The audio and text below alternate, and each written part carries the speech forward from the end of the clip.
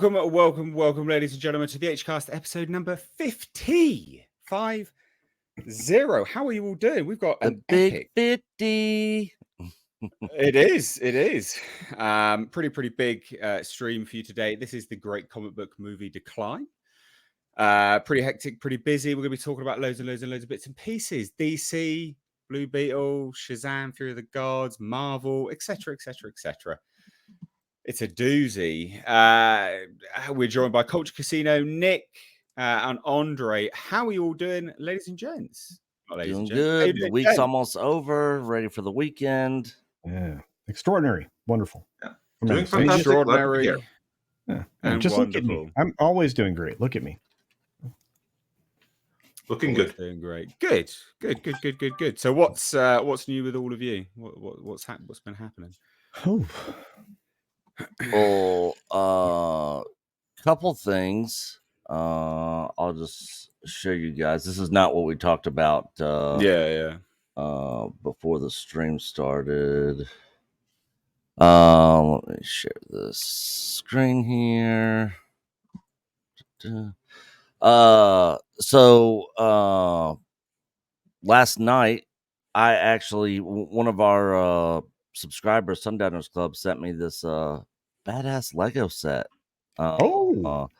Sorry, I'm not even sharing it. I'm a bit of an idiot. That I put together. The Death Star Trench Run. Nice. So, that's really cool. I like that. Yeah. That's really cool. I saw it out there and I was talking about it on stream and I was like, it's freaking awesome. I wanted to buy it. I didn't have the money. And then last weekend I scored big for the third Saturday ABC store high-end whiskey bourbon sale. Nice. So yeah, I'm gonna be good for pretty much the rest of the year, I think. That Eagle Rare 10 year right there. If you guys ever see a bottle of that out there anywhere or can get your hands on it, I highly suggest getting it if you're into whiskey or bourbon. Very nice. I'm not a whiskey man myself. So what, Andre? We didn't have you last week, did we? Where were you? Yeah, no, I was otherwise occupied, but you had me last Tuesday, so I was here last week anyway. I had some. It's summer. It's vacation. That means occasional family commitments that there's just no getting out of, and that's what happened last Thursday. And there's been a few of those in between working, editing. I'm in the middle of working on a big ass interview that requires some editing and approval before it can be unleashed upon the public. So I'm putting the final hands on that right now before doing some more visual work, and then we can submit it to the interviewee. So that should be cool if and when that is approved. What, an interviewee? Yeah. I'm not yet at liberty to discuss who it is. The person has to approve first. But it's cool. It's very cool. Oh, okay. All right. Culture, what's been happening in your neck of the woods, good sir? Hey, just dropping a couple videos every weekday, doing my normal morning show, and just having a good time. I get a chance to hang out with a lot of these gentlemen on the regular, including yourself, and I'm just blessed to be hanging out. You guys have no idea how much fun I have doing this. So there you go. Good. So, ladies and gents, so do a bit of a preamble before we get started here on the stream. So this stream normally gets demonetized. So, it is one of those things that's a little bit frustrating as we kind of get through into this. So it's essentially funded by you guys, for you guys, but it's not just a case of, throw me some dollary dues. It's not what we do. What we like to do here is get your comments and questions thrown in with super chats. So it's a good way to support the show. And 9 times out of 10, they do become their own video on the second channel, which you can find linked down below in the description box, Mistakes Reviews live archives. So as we're going through this, we're going to be talking about various bits and pieces that I'm sure you have some comments on and stuff which you probably want us to maybe talk about as well. So super chats is the way to do that. Really good way to keep the lights on here. And I will say as well, So that channel is linked in the description box. Mistakes, Reviews, Live Archives. Hit subscribe there. But everyone else's channel is linked down below in the description box as well. So yeah, hit subscribe to everyone as we kind of get through this today. We do have 2 super chats that have just came in. So we'll get to them before we move on to our first topic, which is a funny one. Wolverine626 for $10 says, I wouldn't call it a comic book movie decline, but rather a superhero movie decline. After all, comic books don't equal superheroes, much like a cartoon doesn't equal kids content. You know what? You got me there. You got me on a technicality. I completely agree. You are absolutely right. I guess, yeah, you're completely right. I guess comic book is synonymous with superheroes, though. So that's kind of where my train of thought was. Yeah, for Hollywood, that certainly seems to be the case, but it absolutely is not the case. Case in point, American Splendor. 300. Oh yeah. Comic book adaptation, just like A History of Violence or A Road to Perdition, or From Hell. It's From Hell. Yeah, From Hell, the one with Johnny Depp. Yeah, it's based on a comic book by Alan Moore. So you didn't even know that? I did not at all. Yeah, interesting. I did not know that at all. Happy Friday from Mr. Tickle Trunks for 10 Canadian dollars. So, happy Fiddy. Happy Fiddy? Oh, 50, 50, for goodness sake. I'm not on it today. I'm not very on it today.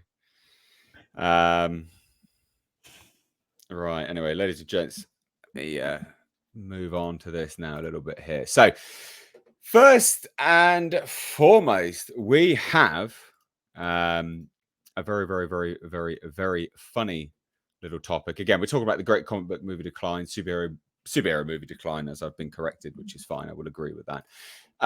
But first and foremost, look, Blue Beetle.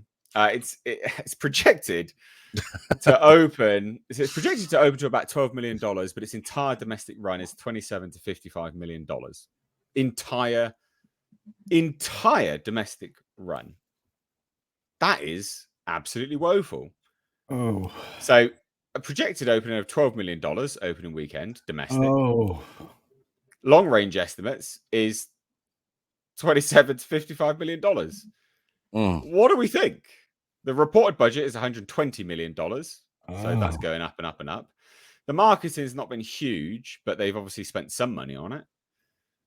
Thoughts?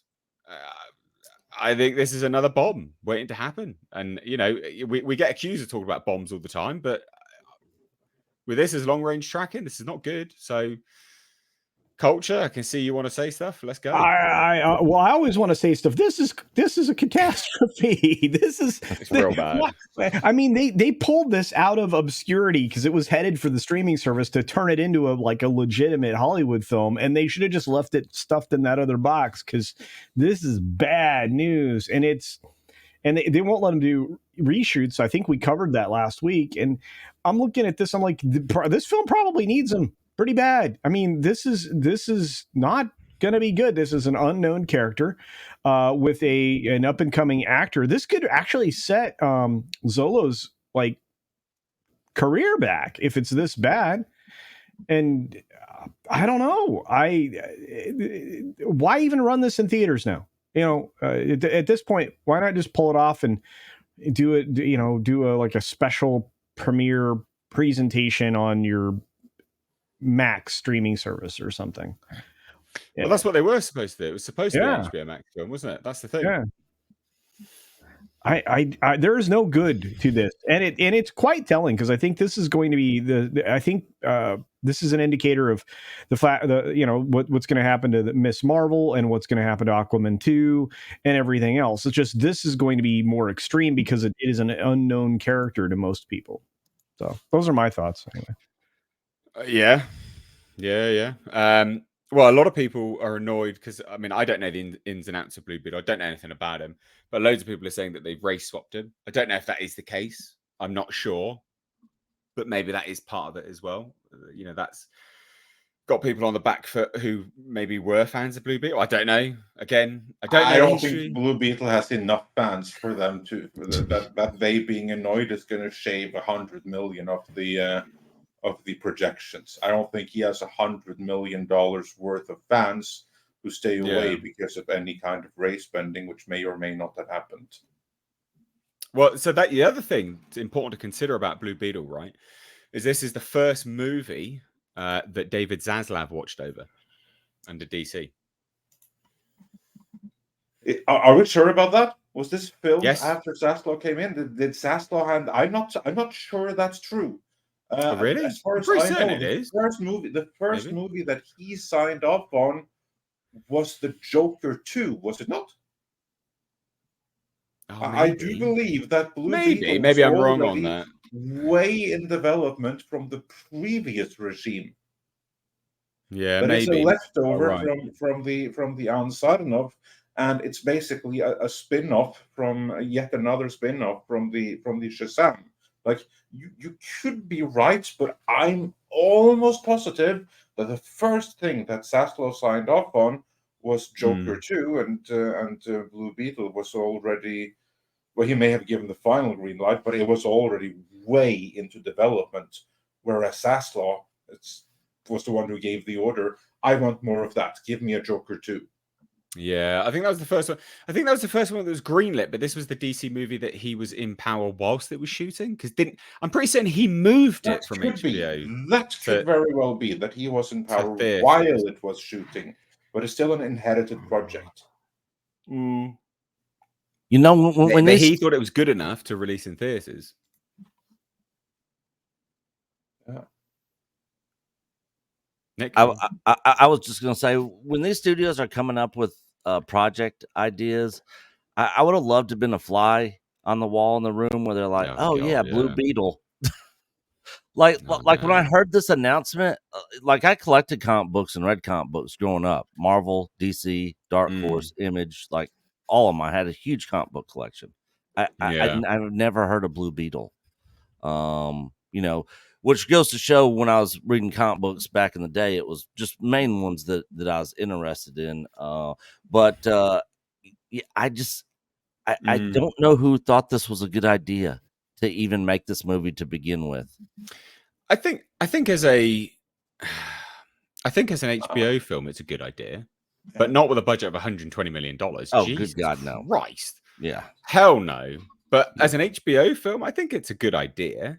Thoughts on that? Because I think if you could make this for half that money or a third of that money, which in fairness you probably could have, to be fair. Well, it looks like I think that's a good business move for an HBO project. Yeah, I think they did spend half that money. It looks like it. I mean, let's just be fair. And then they pocketed the rest. Yeah, I mean, this is CW quality level production for the most part, with maybe a little bit of extra bells and whistles, like the early first season of Flash. But looking at it, I mean, you go back a year ago, August, almost a full year ago, and Zaslav was still all in on this project. It was one of the few that he had highlighted that were sticking around after he put the Batgirl thing in the trash can. This is one that they were still saying, well, this is moving forward. This is moving forward way back then. So in that list of complaints that they had was also Black Adam, which was terrible. And many other things. I think at that time they were still doing that. What was it? Black Canary or something? They still had that in the works, and they had like Black Jussie Smollett Bell or something like that, isn't it? Yeah. So it's and they I mean they've been singing the praises of this film for a long time, and I think we're actually 2 years separated from Zaslav taking over at Warner Brothers Discovery, taking charge of that after the Reverse Morris Trust, if I'm not mistaken. So this film's been coming for a while. It's obviously had Zaslav's backing. I don't know if he greenlit it. I'm there with Andre. I think it may have been in the works. Well, yeah, before. I think I'm a bit mistaken by that, but he was the reason it moved from HBO Max to theaters. Yeah, and the answer to your question though is this would have made sense on the streaming service. It would not. It does not make sense on on the big screens. It just doesn't. Not for $120 million. But I No. do believe that a big part of the reason for that actually could be Wonder Woman 1984, because that was a movie which was made for theaters, ended up in streaming, and in order to do that, because of the contracts that already were with the talent that guaranteed them some like gross box office points and stuff like that. Yeah. If that is the case here, just in order to make that happen, they had to assume that the movie was going to make $1 billion to give them the maximum payout that they could get in order to not be sued over putting it on HBO Max. Now, probably they were all burned on that experience, and it's not like Warner Brothers Discovery is doing too hot these days. There's very persistent rumors that the only thing that Zaslav wants to do with it is to fix it and then flip it, which probably is true. But in order to stay in business, he's going to need some money. And at the time when the decision was made, they probably thought that this movie right here is going to make us $100 million, whereas on streaming it's not going to make us jack shit, because you don't make money from streaming. On streaming, it's basically just part of the overall package. So you can just pretty much write off everything you spent. Whereas this movie right here, put it in theaters, get $100 million. Hey, you've broken even, and you may have a tiny little thing right here. That's something nice to tell your shareholders. So that's the whole reason why they did this, because Zaslav came in at the point where after speaking with Gunn, he decided we're going to reboot this whole thing. But unfortunately, there's still 3 movies which are in development. They have to be released. Those 3 movies between them represent probably more than $1 billion in production. What do you do? Do you write up that $1 billion, or do you put them out in theaters and hope to recoup as much as possible of them and give them the support that you can, trying to bring up that box office? That's obviously what he did. Now, the problem with that is that then that way they identify themselves with the movies, and this is where James Gunn really screwed up. First, he came out and he talked about how amazing The Flash was. Big mistake, because no one of actual humans who watched it thought The Flash was amazing. And then he went and said, "Oh, the Beetle, that's the kind of like the first character in my universe, so be excited for him." No, if anything, what happened is that people are now less excited about your reboot. Would have been far better to say nothing in advance and then go and take credit afterwards if the movie turned out to be a hit. Whereas now they have reassociated themselves with failures, thereby ensured that the stench of those failures will be with them into the next reboot. Yeah. So do we think, sorry to interject there just a little bit, do we think this is accurate? 12 million opening weekend, 27 to 55 million. If this movie's dead on arrival, do we think this is accurate? Because I have a strong suspicion it is. I think this is actually accurate. I think it genuinely could. I think it will do under $100 million domestic for its whole run. I genuinely think that's realistic. Yeah, I feel like you're right. I feel like that this is a realistic number. It feels like a Mortal Kombat number to me, right? An unwanted, unasked for Mortal Kombat film got made, and this is kind of the equivalent of that. So I'm not surprised. I'm really not. Andre, realistic or not? What do we think? I think this is very realistic. Just look at what's happened with everything else. I mean, this is the year where the box office or big budget blockbusters, unless you're Barbie, they fall. Oh dear. Well, yeah, Barbie lied on all of its marketing as well. I watched Barbie today. Fucking hell, that's bad. I look forward to seeing your review on it. I've already released it, mate. It is. Yeah, I know. I'm great to look forward to seeing that. I'm seeing several guys out there that like the film, and I'm just like, dude, you totally lost your man card on that. Yeah. So yeah, look, I don't want to get too much into it, but yeah, it was something. It was. That is the headline on my thumbnail. This was a thing. Oh dear. Anyway, shuffling on, ladies and gentlemen, to something I just want to sort of raise and sort of put some awareness. I've chucked it in the chat right now. So I'd like to just highlight this. This is Nick Talks Entertainment. He's right down here underneath me. Me right here, this guys. is one of his cute little chihuahuas. Now, Yep. as you can see, this is a GoFundMe. Yes, I'm going to ask you to donate. You don't have to, so don't bitch and whine in the comments, okay? I'm asking you to donate. You don't have to. It's not obligational. But there's $790 here. The target's $1,000. We've got like 400 people here. If all of you donated a dollar, we'd hit it. And this is for surgery. Basically, if anyone's owned a dog, dental surgery is explained to you as the most simplistic thing ever. And it is. Yeah. It is well simplistic. They're like, oh, it's going to be in and out. It's super easy. I was like, oh, okay. Yeah. Let's go. Just knock that out. But oh my God, is it expensive? So expensive. And obviously, we get these vet bills. We pay them. You do what you have to do. You cover it because you have to. It's your dog. You want to look after him. And it was actually more than the $1,000. The $1,000 is just what I'm short that I can't pay. So yes, I'm asking you guys to donate. If you could, that'd be great. I'll leave it once more in the chat, and then I will. I'll pin it to the top. It would be really good if you could. Really appreciate it. You don't have to. You're not obligated to. So please don't bitch and moan. For those that have a dog, you guys know that this matters, and you'll see why. It's just one of those things. So. There you go, guys. I've pinned it now. It took a little while to do that because apparently YouTube's really slow. So anyway, there you go. We got 400 people in the chat. Please do hit that thumbs up button as well. That'd be really, really good.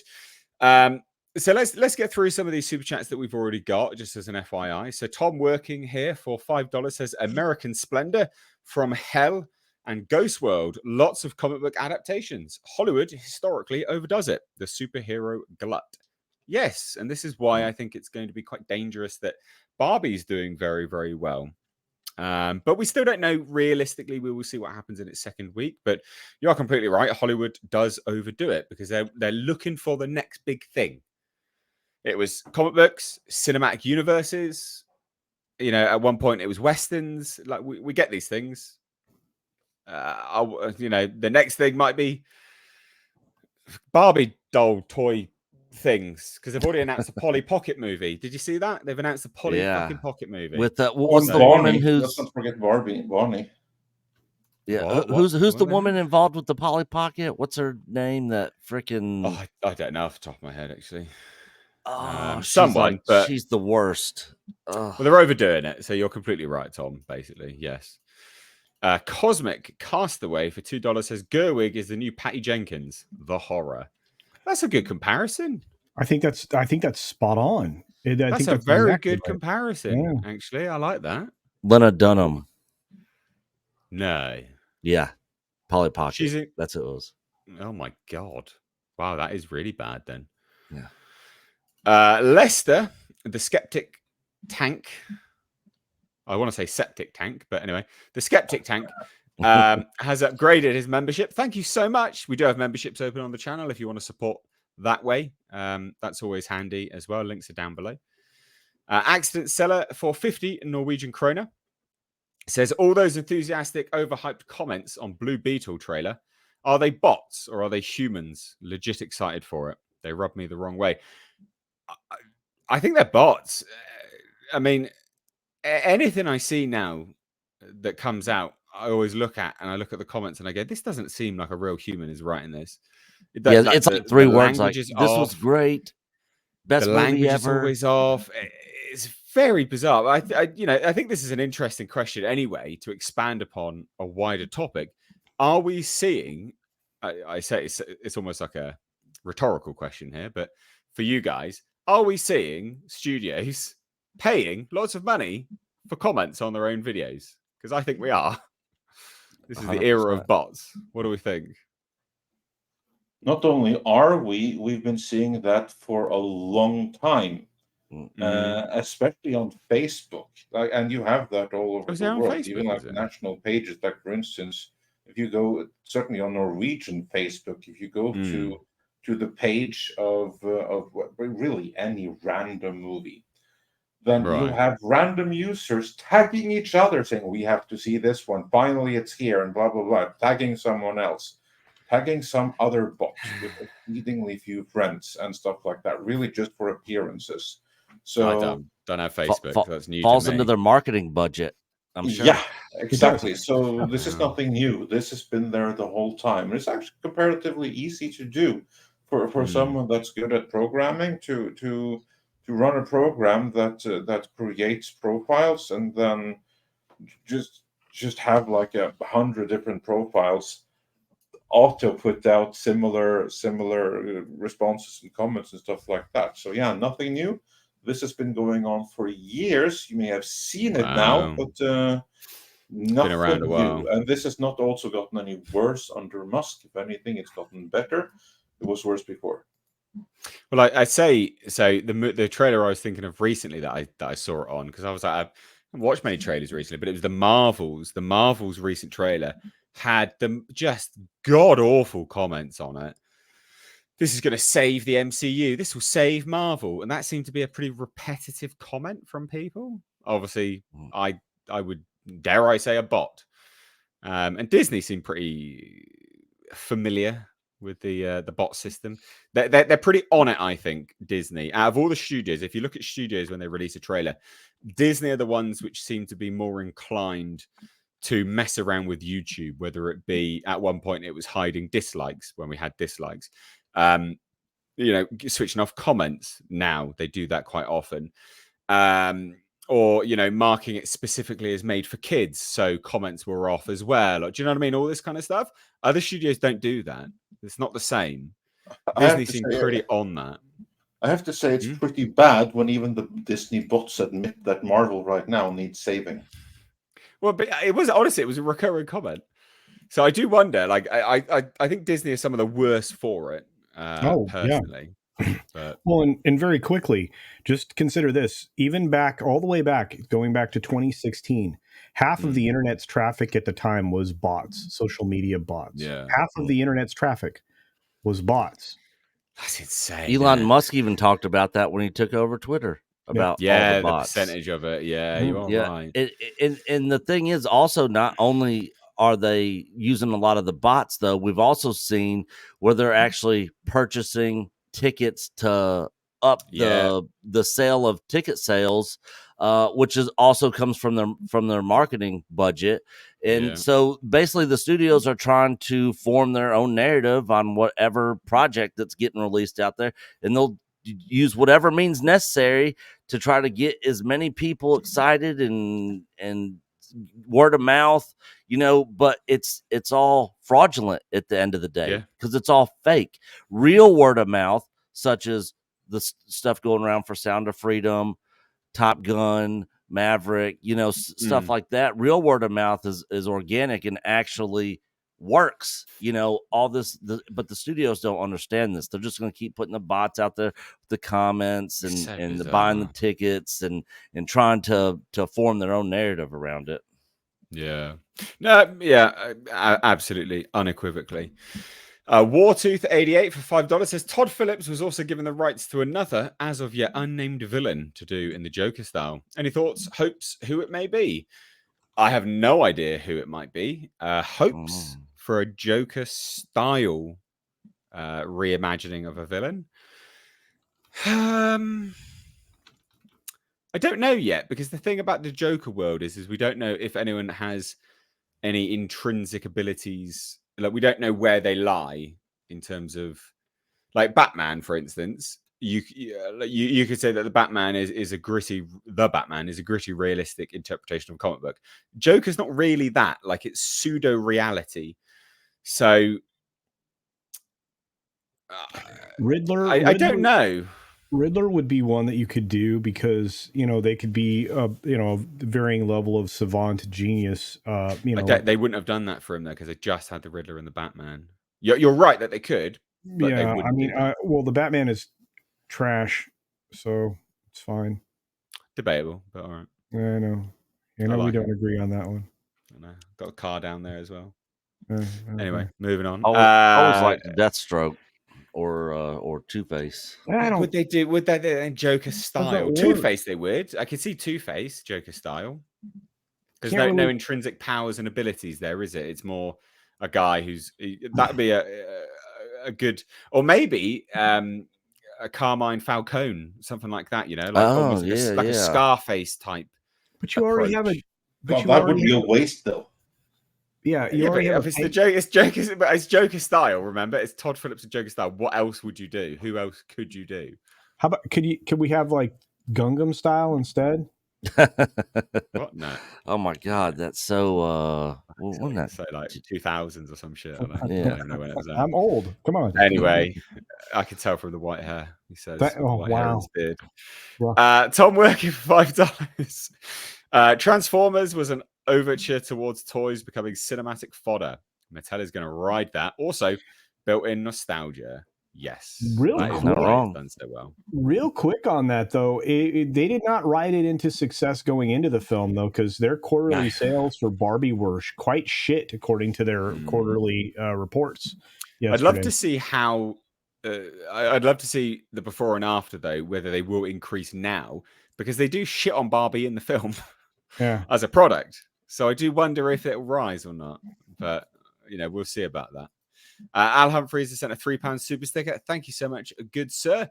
So we're just done with our super chats. Just again, real quick, you can see it pinned to the top. I've just chucked it in the chat now. We have people in this very chat right now have absolutely unequivocally donated. We're at $840.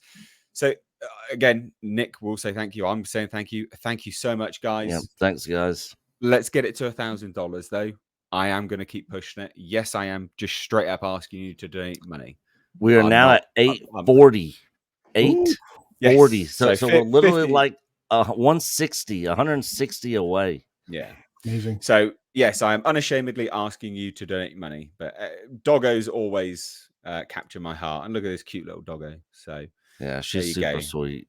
Please do donate. That would be grand. Anyway, ladies and gents, let's shuffle on to another funny topic. And yes, it is still in the vein of the great comic book movie Decline. Superhero movie. I know you beat me on that one. But Zachary Levi is still bitching and moaning about Shazam Fury of the Gods. So like, this movie absolutely bombed, right? And it's a bad movie. It's a bad movie. Like, I like the first one. I hated the first one in all of the marketing material. I hated it. And then I watched it and I was like, this is a pretty decent movie. It's it's a good, wholesome family message about family, not necessarily having to be your family, foster care system, etc. And I liked it. I thought it was good. They had a very good balance between Zachary Levi and Asher Angel, I think, was the other actor who played Billy Batson. And they did a really good job. And then they made the second one and it was just balls to the wall Zachary Levi. It was too much. And he just was it was just an idiot in it. He was a moron. And it bombed. And now he's like, the audience score is still quite good, but the critic score was very oddly and perplexingly low. And people were insanely unkind. I've been a part of things, and as much as I wish they were good, I know they're okay. I know that they miss a lot, and I'm not saying Shazam Fury of the Gods is some perfect, awesome, Wells-like masterpiece, but it's a good darn movie. No, it isn't. It's not. And then he said further, I think even just the world from the first movie to the second movie, the world has shifted so much. Social media has shifted so much. Hate online and haters and trolls and factions and all that has just got more galvanized in its toxicity. I think there are people who genuinely, unfortunately, want to destroy certain projects because they don't like them, or they don't like me, or they don't like the other people involved in them, or whatever. Now, I like you, Zachary Levi. You spoke out about,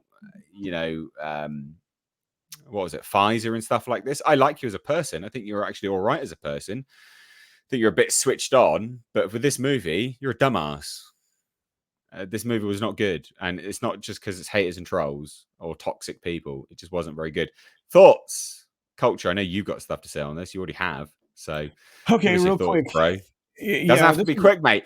Eke it out. Just on it as long as you need. This film is one of those. This film is one of those ones where I was disappointed after the first film, which I thought was very good. The second film was quite shit. It actually, he recreated the character or performed the character as far more immature, less emotional depth, less character depth all around, and he willingly took a back seat to everybody else that was there to be presented, which I think actually hurt the film. It was probably the most detrimental of all of the things that happened. But the film wasn't good. The best I had seen as far as the CGI, there were some CGI elements in here that were very good, but that doesn't make up for things. The story was bad. The cameos were already going to be wasted. Going into this film, there were so many elements that were never going to go anywhere and weren't linked to anything, and obviously made callbacks to stuff that hadn't been in the films that had come before it. So it suffered under the weight of a lot of missteps, but at the same time, he's partially to blame because of his performance of a character that he'd already lived. And if I were him, I would have said, look, there needs to be a lot more growth in this instead of a regression. And that's what we lived in. We lived in this regression for the entire film. But those are like my main problems with it. It's not even the fact that it was a film that didn't need to be made from the very beginning, because it added nothing to the overall story arc for any of those creatures, beings, characters, whatever. Nick, you want to chime in on this one, bud? This seems to be the norm for a lot of these Hollywood people when their movies don't do well. Blame other people. Don't take responsibility for yourself or for this on part of the studio or the writers or the people involved actually making it.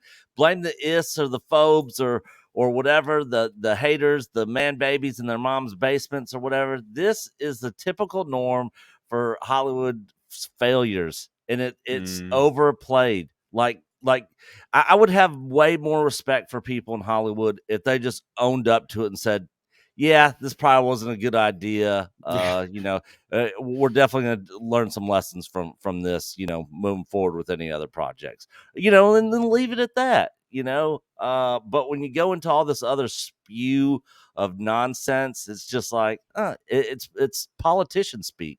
And so, F them. Your movie sucked. Just own it. F them. Oh, I love it. Succinct. There's a very succinct response. Good. Andre. Well, there really isn't much to add to it, actually. It would have been better. Like, I'm curious where he said this. Like, did he reach out to a journalist and say, hey, I want to make a comment? Or did he do something else entirely? And then they asked him. It was on a podcast, basically. All right. Yeah. So he was asked. Because I think that there may have been some context there. Because when he said about, if people don't like me, then I imagine that they must have spoken about like his thoughts on a certain medical procedure first, just to set that up. Because out of context, that sounds like really Brie Larson bitter, like does anyone really want me? It's like, but this, if this is from a podcast, and he was like, they've spoken about that before, then that slightly recontextualizes. And I don't think that it's what he should not have done is like go into blaming toxicity. There's no toxicity, and if there is toxicity, it's coming from the studio. The reason audience aren't going is because we've gotten toxic movie after toxic movie. DC in particular has been a mess. Now, he doesn't have to say those exact words because he's hoping to work for a studio. But what he could say, because it's so out there in the open, is to say that, it really sucks, but it is what it is. And what has happened with DC is that it has gone through a lot of change and multiple different administrations that have had different visions, and the audience evidently aren't taken to it. And our movie just so happened to bear the brunt of that. That would have been the right thing to say, which would not have hurt him career-wise or anything. But again, actors aren't always the most strategic in what to say, especially not in front of a live mic. So I think it's just It's just unfortunate wording, and then he's going to echo back what he no doubt will have been told. And I'm sure that someone have told him toxic fans. Then it's very easy for him to repeat as a parrot what he has been told. And that tells us that the narrative within the studio is probably toxic fans did this. Yeah, Which well, I don't doubt that it's he also pulled out just his ass. yeah, it's also just incredibly repetitive as well, isn't it? Like that is just it's the go-to all the time. It is the absolute go-to. Yeah, just blame everyone else but your own product. Like, but then praise yourself when your product is good. It's like, okay, cool, fine, sure, whatever.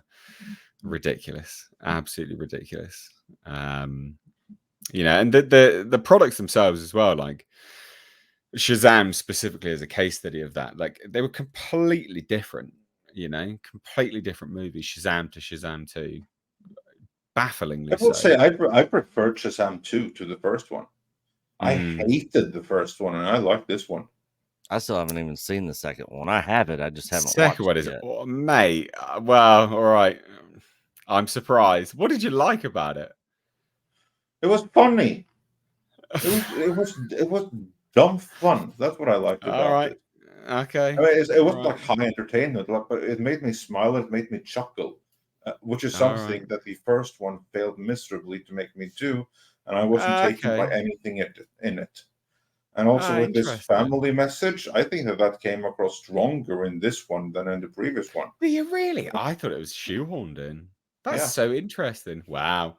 Oh well, that's a conversation for another time, I guess. But interesting stuff. We need to have that one because there's a lot Yeah. of Shazam 2 retrospective. A couple months after release. and then we'll have like 4 people watching it, so that'll be like, Oh dear. Well, you know, that'll be good. Guys, just a real quick, we've got nearly 500 people in the chat. Let's hit that thumbs up button. That'd be great. Smash that thumbs up button. It's not for me. I don't care because these get unlisted anyway. It's already set to unlist when this ends. It's for you guys to hopefully get notified when this live show goes on, the live podcast. So that'd be great. Anyway, let's shuffle on to the next topic, which is Marvel Studios. They've released the MCU's worst reviewed movie. And probably the lowest in terms of, I think one of the lowest in terms of its box office as well. But also the worst reviewed series in the same year. Now, that's not lowest viewed series. I think that still goes to, Ms. Marvel. I was going to say Captain Marvel then, but Ms. Marvel. But these are two of the worst reviewed products from Marvel, and coincidentally in the same year. Now, is it that the products are bad? Is it that there's a fatigue on set? Or what is it? You know, coincidentally, it's the same year. So I think we've got essentially the perfect storm here. And this is what I mean. Like, I've been setting it up as we go through this. We talked about Blue Beetle. It's going to struggle to hit $55 million its entire domestic run. We spoke about Fury of the Gods. The Flash, that was one of the biggest flops in Warner Brothers history. And now, again, Marvel here. Ant-Man and the Wasp, worst reviewed. Secret Invasion, worst reviewed. So are we seeing the perfect storm? Or what are we seeing here? Is it superhero fatigue? What is it? I mean, the great comic book movie decline, the great superhero movie decline? I think it's a combination of multiple things. But I hand it on over to you. The floor is yours, ladies and gents, or guys. I think this is similar to what I said in the last topic. This is just another excuse for their terrible writing and terrible direction for the MCU. I mean, Samuel L. Jackson led series Secret Invasion? I haven't even watched Secret Invasion. Yeah. I watched 2 episodes. It was so boring. I stopped. I read the end spoiler. I saw a picture of the end spoiler, but Are you talking about? I had no context. A massive muscular arm. Yeah. But yeah, it's just I don't know when they're gonna start realizing that, you know, if you're gonna give us crap, people are just gonna start, you know, not caring about what you're giving us. And I think that's pretty much what we've run into. You know, because when Spider-Man came out, you know, it was huge. But then you had these other flops, you know, sandwiched before it and after it. But you know, at the same time, if Deadpool 3 were to come out right now and you had Wesley Snipes returning as Blade, which has been rumored, and then of course Hugh Jackman come back as Wolverine and possibly some others, I guarantee you it would freaking blow up. You know, if you brought Iron Man and Captain America back in a new film, I guarantee you people would flock to do $1 billion.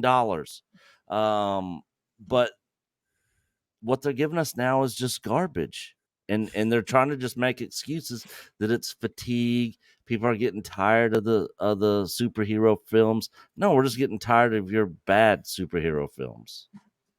Yeah, I mean, I've said that many times. Like, it's bad superhero movie fatigue or bad movie fatigue in general. Like, I think people are being much more discerning about what they go to see. They're being much more selective. Names don't really tend to draw people in anymore. People are switching on to stuff. Word of mouth is a big thing now as well. So yeah, I think you're right there personally. Andre, what do you think, mate? Well, just to answer all your list of questions to begin with, there, yes to all of the above.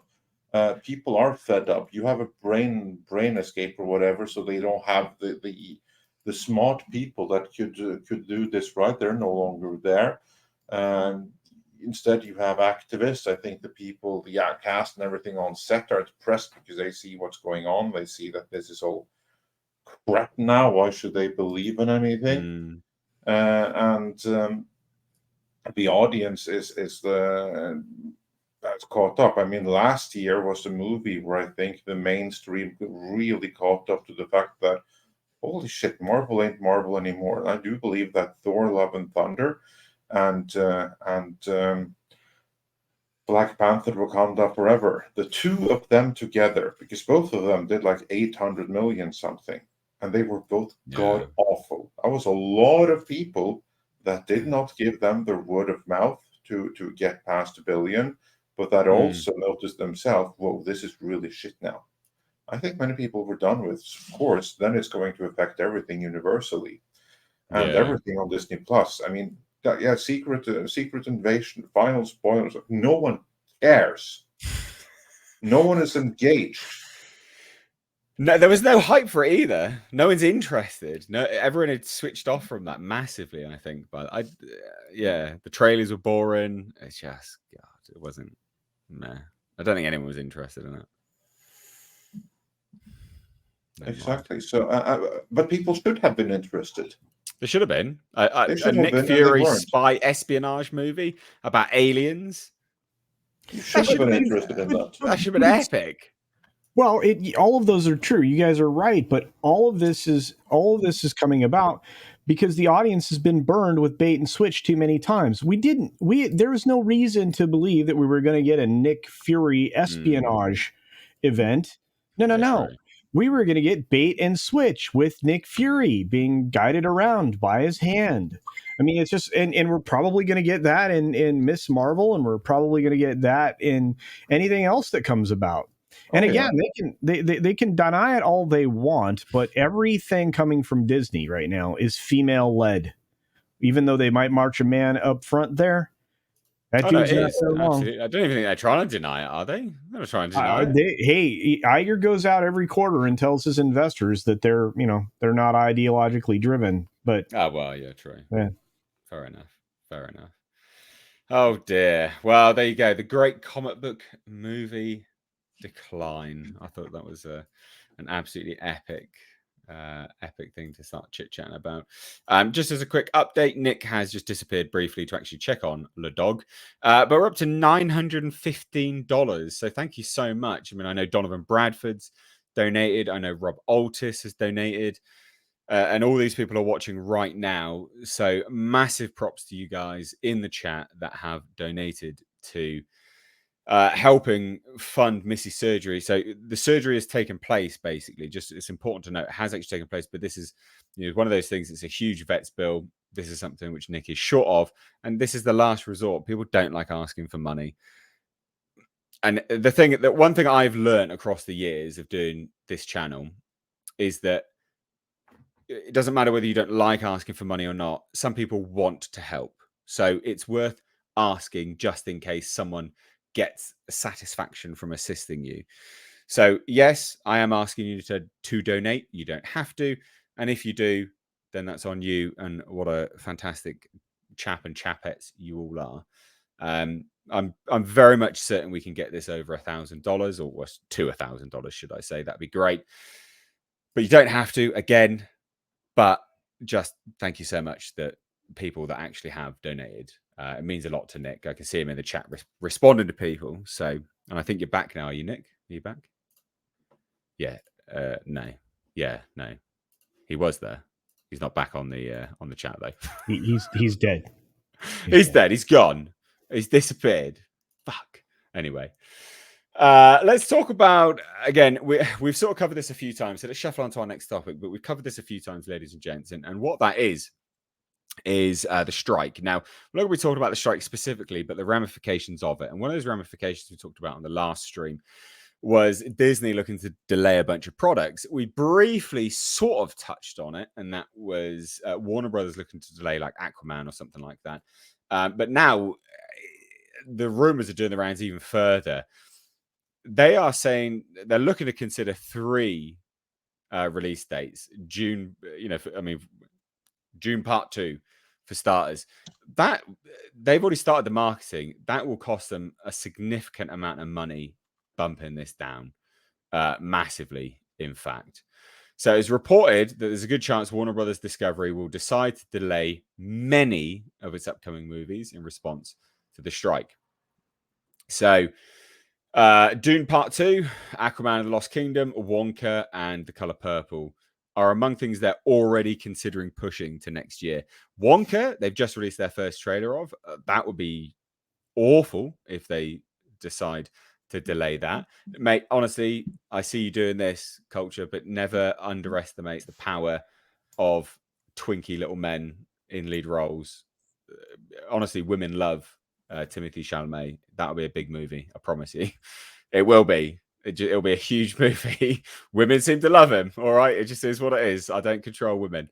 I seem to recall a Dr. Dolittle film with one of the hottest guys out there, at the time.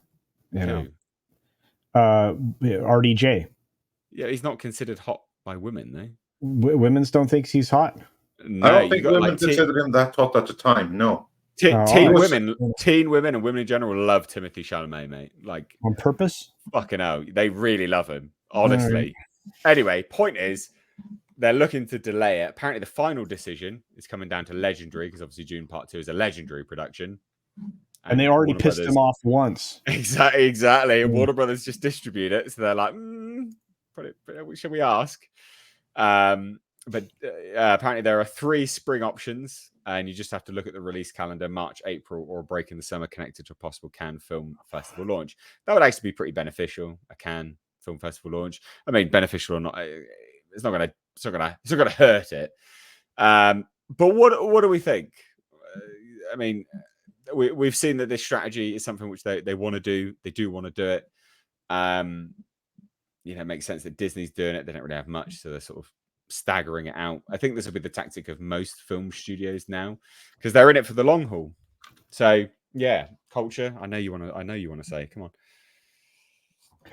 I think they're going to delay almost everything. They have nothing else. We're going to be headed into month 6 of non-production as we get into the winter months. I mean, you're going to be sick. No. Well, no. When you look forward, I'm looking forward a bit. Right. Okay, I'm looking forward a bit. But you could be 5-6 months deep into this when we're in the winter months here in the States. Because aren't we coming up to the 3rd month? Yeah, I think now, because it was 70 days before, but that was a little while ago, obviously. Yeah, we're coming into we're getting on with it, right? This was a beginning of summer thing. It's going through the end of summer. If it goes deep into winter, which a lot of people predict it will, and smart people, you can't go. I mean, they just did that with the pandemic. You cannot go another 6-month stint of timeout. It doesn't work. In this material that they're putting together now, that you're seeing these films that they're looking to delay again. How long ago were they in the can? How long ago were they? How long Well, ago was Dune it? Part 2 wasn't actually, in fairness. Dune Part 2 was actually quite Sure. a quick turnaround. Sure, But yeah, you are right. The majority of them. Wonka's been done for ages, man. And you're looking at that, yeah, you're looking at those films and you're like, well, the politics, the writing, all, and this is the other problem with putting political garbage in instead of being timeless, is that it makes your cake only good for so long. I mean, you're going to give people, a 2-month-old stale cake with bad icing on it that you've got roaches climbing around on. That's what these films are going to end up being if you keep setting them back. But I don't think they have a choice, because they will have nothing to release going forward. And they already did the stupid thing, and they all went and decided to compete against each other over the summer.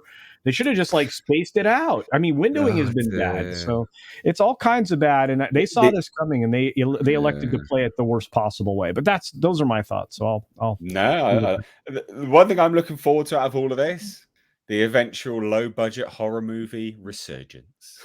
It's coming. It's coming. Many a slasher flick. And we'll get films like what Gareth Edwards is doing with The Creator, Right. low budget, awesome looking. I cannot wait for that. Yeah, it looks great. Wait. So good. I mean, thoughts, Nick? What do you reckon, mate? In a funny way, I think this is almost what Hollywood needs, Yes. because this is going to force them. Yeah, the purge, and it's going to force them to rethink their content, be very more specific on exactly what they want to do for the biggest return, and to try to bring those budgets down, which is what they need to do. I mean, everything's so overinflated, it's insane. But yeah, at the end of the day, I actually think this is a good thing for them. Yeah, you're not wrong, Andre. My esteemed companion. Yeah, well, the strike is. I'm very curious about how it's going to continue to develop, and for some of these releases, I don't see any good in continuing to delay them any further. Especially not Aquaman 3. Why the hell would you want to delay that? Apparently, they've gone back for reshoots again. Which is also ridiculous. I mean, if there ever was a movie where you just cut out cameos and then you release it with everything wrong with it, it's that one. Just make it an hour long. No one is looking forward to it. No one will be rewatching it. I mean, I'll give you one example. Mortal Kombat Annihilation. They never finished it. That was a movie that was released in an unfinished state. I do not know the exact details there, but the special effects, the color timing, it was never completed. What you're seeing, both on theaters, on VHS, in DVD, later on Blu-ray, is a work in progress that was never completed. And my guess is that someone decided, you know what? This shit right here is not going to make any money. It's not worth the effort to continue polishing this turd and get it into a state that we're all happy with, because even if we do, it's not going to make one iota more. It's going to make money in opening weekend, and then this thing is done. So let's not waste any more on it and just throw the shit out exactly as it is. That is the mentality they need to take with Aquaman 2 as well. Get it into the absolute minimum viable product state, then get it out and do not delay it anymore. And here's the reasoning why. What comes in 2 years on paper? The new Superman. The new Superman is here in 2025. Why the hell would you want this to come out in 2024 so that it's just a year between this and Superman? You want as long as time as span as possible before that. Yeah. No, it makes perfect sense. This will be interesting. It'll be interesting to see what happens. Again, we talk about this, the strikes and things. Again, we've covered it, so I don't want to labor the point, but it is interesting that, Warner Brothers are now doing it. I think we'll see every single movie studio doing it. And I think specifically with Warner Brothers, they're up shit's creek when they do this anyway, because they have already begun the marketing material for a significant amount of these projects. So it's just going to inflate the budgets, and then they're going to lose even more money. But never mind. Let's shuffle on now. Bring Tomo in. How's it going, mate? Hello. How's everybody doing? Can you hear me okay? Yeah. Yeah. Testing. Did you get a new mic? New mic, new setup, new camera, everything. What's the mic? Oh, nice. It is a HyperX microphone. There you go. Nice. What is it? I Oh, don't know what that is. you look good too. What happened? I got a new camera. Now you can actually see how crappy I look. Wow. What you should do, because your camera is autofocusing, right? Mhm. If you also use OBS Studio with the camera set up, you can exit out with the camera off, go to OBS Studio. So OBS is accessing the camera, go focus. You should actually be able to do it whilst it's still running here, by the way. Mhm. And as if you're going to stream something from OBS, adjust the camera settings on OBS and it'll come through here. That's what I do to fix the focus. Yeah, because I don't have OBS set up on here yet. This is actually, Ah, I'm just barely getting it set up. So hopefully I sound better okay. than my other mic too, because this It's is a little bit significantly more better. expensive mic. So little bit of a tinniness to it. but- that's not good. I don't like well, that. so maybe Yeah, screen it behind almost it it would almost be good. sounds almost like you're in like a bathroom or something. A little it bit. just sounds like you need something on the Well, back side of the camera, was gonna like a say- screen. I do have there's no carpet here compared Just to grab my grab other the place. cat. Put the That'd be cat behind the really- microphone. You'll There be you good. go. There we go. Anyway, let's shuffle on to some of these super chats, guys, before we move on to our next topic. So, Tom Workin for $5 says studios try to perpetuate a genre. Film noir, rom-coms, monster movies. Every era overstays its welcome. Do you guys see something else on the horizon? What's next for movie studios, guys? What is it? What's the next big thing? Bring the That's the westerns question, back. Bring the old westerns back. You see that being the next big thing? do you? No. So what is it then? What do we see? Well, I think you could see like space God damn it, pirates. Tom, I can hear you typing away there, mate.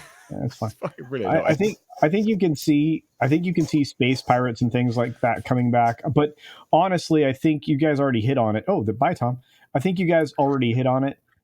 It is going to be horror films. I mean, I know they've already made a comeback and they've never really go away, but everybody's going to need money badly. You're completely right. Yeah. It's gonna be horror films. Uh. I agree. Horror films, those sort of cheap, low budget horror films, will be the next big Yeah. thing that comes. Yeah. And then you'll get the occasional Gareth Edwards, the creator. That will be the new big budget film. I think reckon. you'll also get dumb action movies as well. I think you're going to get Yes. the John resurgence. Wick. Yeah.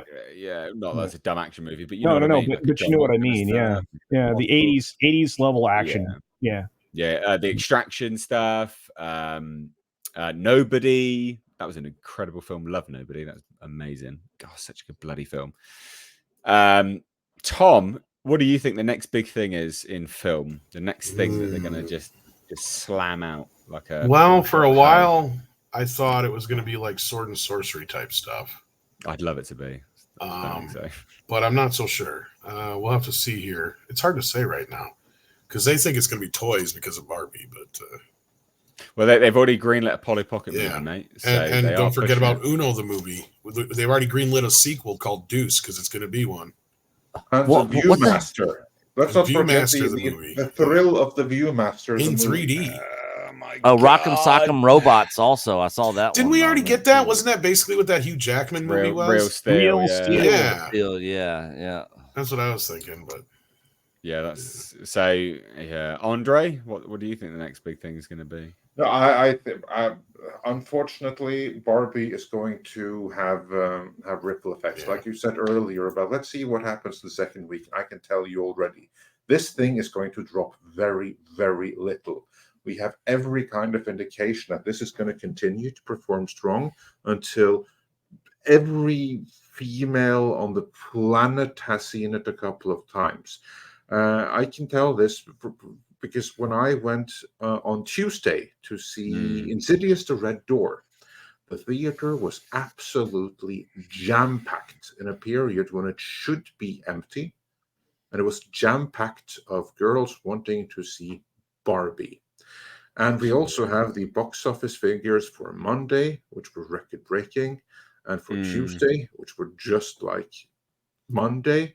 This thing is not going to fall anything in the second week. Very little. It's going to have like 50-something% drop, which is what you would expect, but it's going to have a good hold. I'm afraid to see. There's going to be a drop, but I don't know exactly when that's going to be.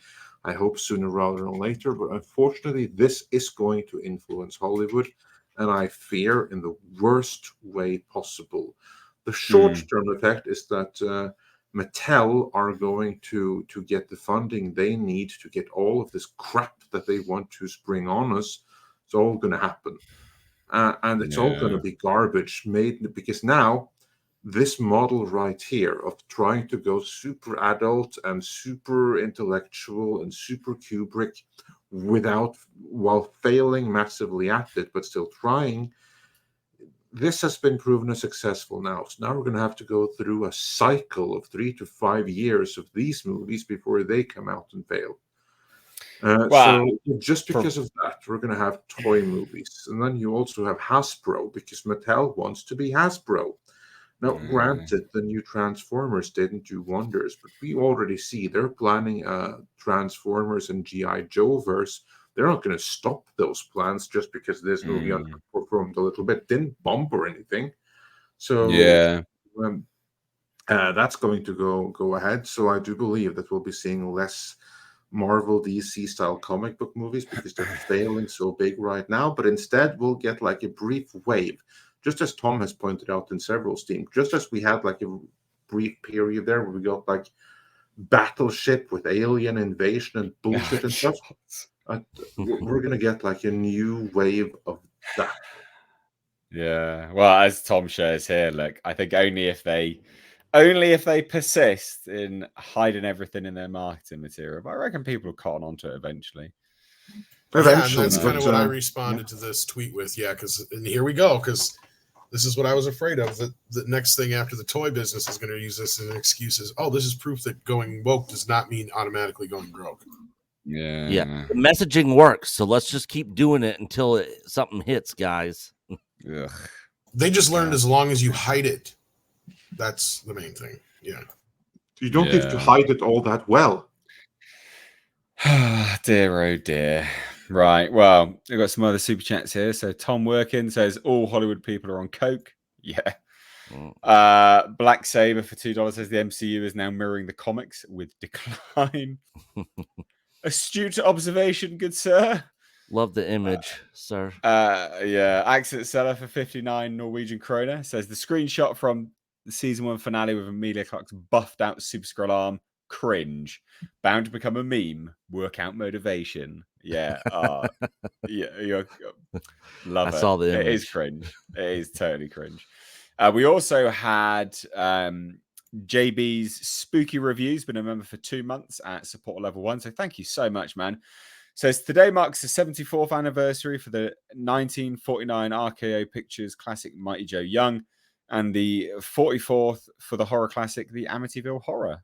I'm not very up on my sort of anniversary of films, but yeah, Amityville Horror. Good God, man, that one was freaked me out when I was younger. Yeah, well, yeah, I'm going to be watching The Babadook with someone again, and that film is genuinely an unnerving film. No horror, no gore in terms of the horror that you see, but fuck me, that's an unnerving film.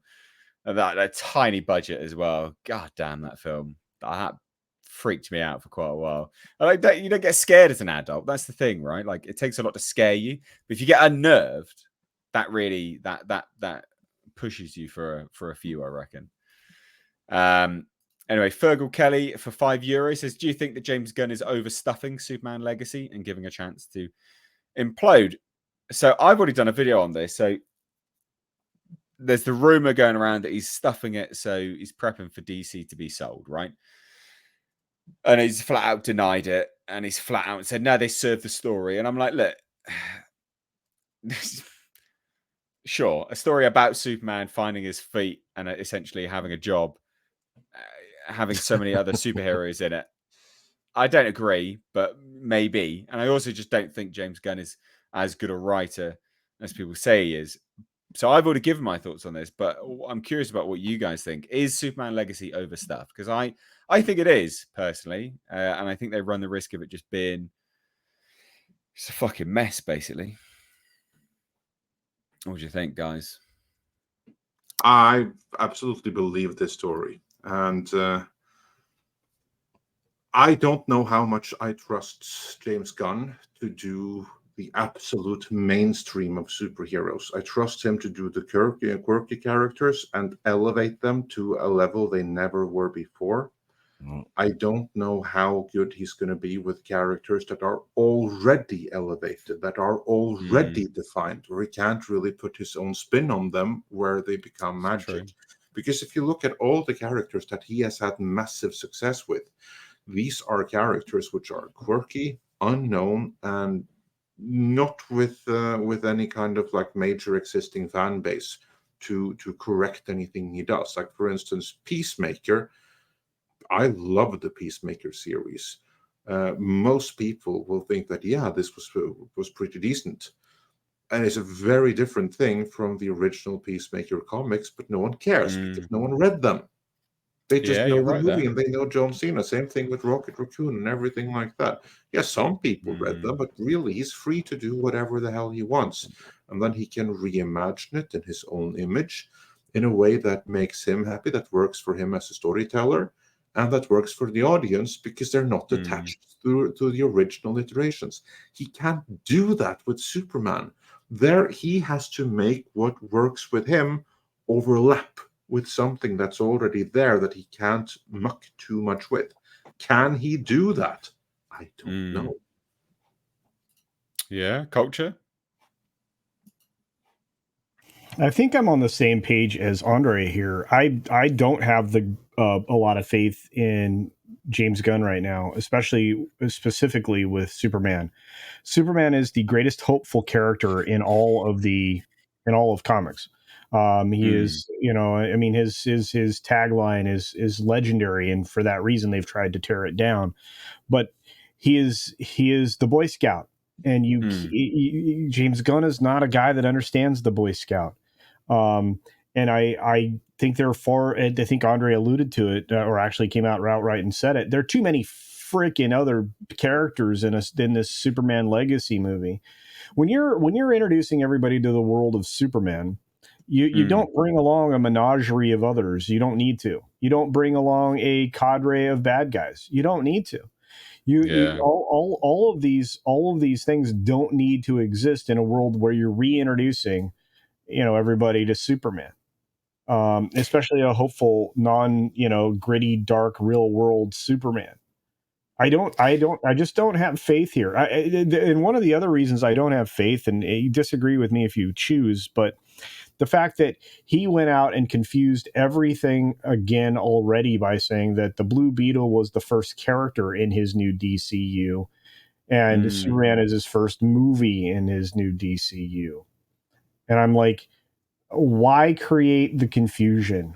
Why create these quibbling points? There's no upside. Well, we know why. It's because marketing, right? Just how about try and get people to watch it as much as possible. How about say nothing? I agree, but we know why they did it. It's in an effort to do that.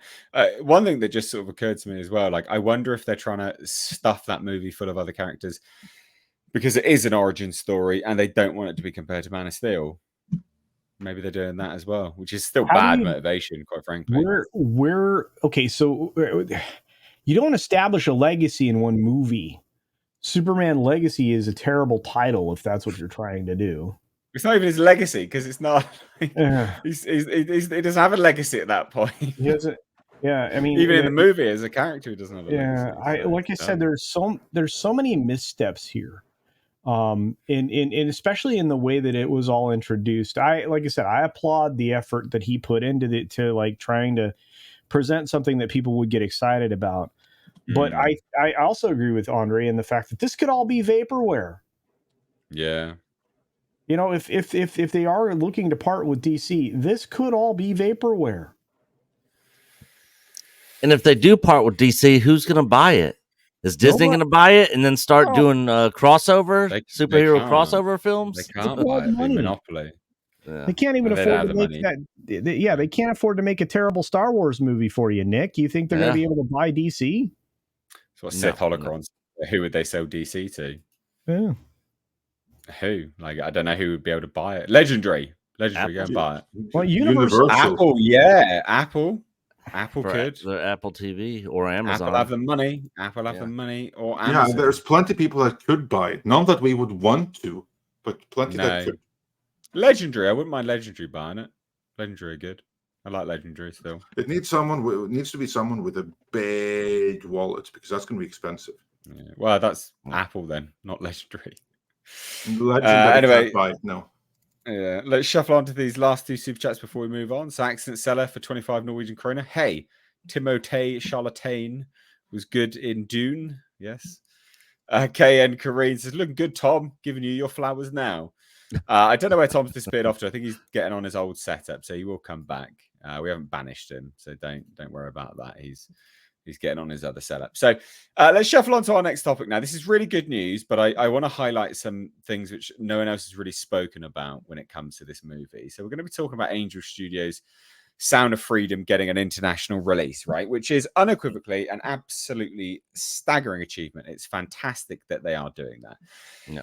It smashed the box office domestically, right? It's done really, really well. And they did this press release. So Jared Giese, who's the senior VP of global distribution, says, since Sound of Freedom launched in the US, demand has been building around the world in dozens of regions and languages. Child trafficking is a global issue, and we hope to build on the incredible momentum here in the States and share the film's powerful message worldwide. All of that I agree with, just as an FYI. And they have done really well, right? So here's the release date. So you can see it right away through August. A lot of Central America and South America, where a lot of this October, right? So they have done really, really well, and there is some form of program in here, but their Pay It Forward program is a virtue signal program, because it's you deposit money for someone else to watch the film. It's not. This is not charity, guys. They're still gaining all that money, just as an FYI, which is fine.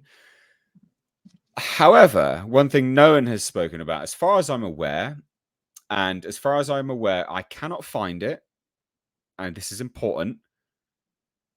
They have made probably 100 million in profit on this film, and I cannot see anywhere that Angel Studios is using that money.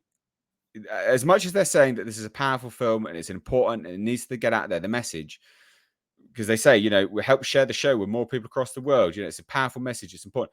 There is nowhere I can see that they are spending that insane sums of profit, which they don't have to, mind you. This is what's a virtue signal on child traffic prevention.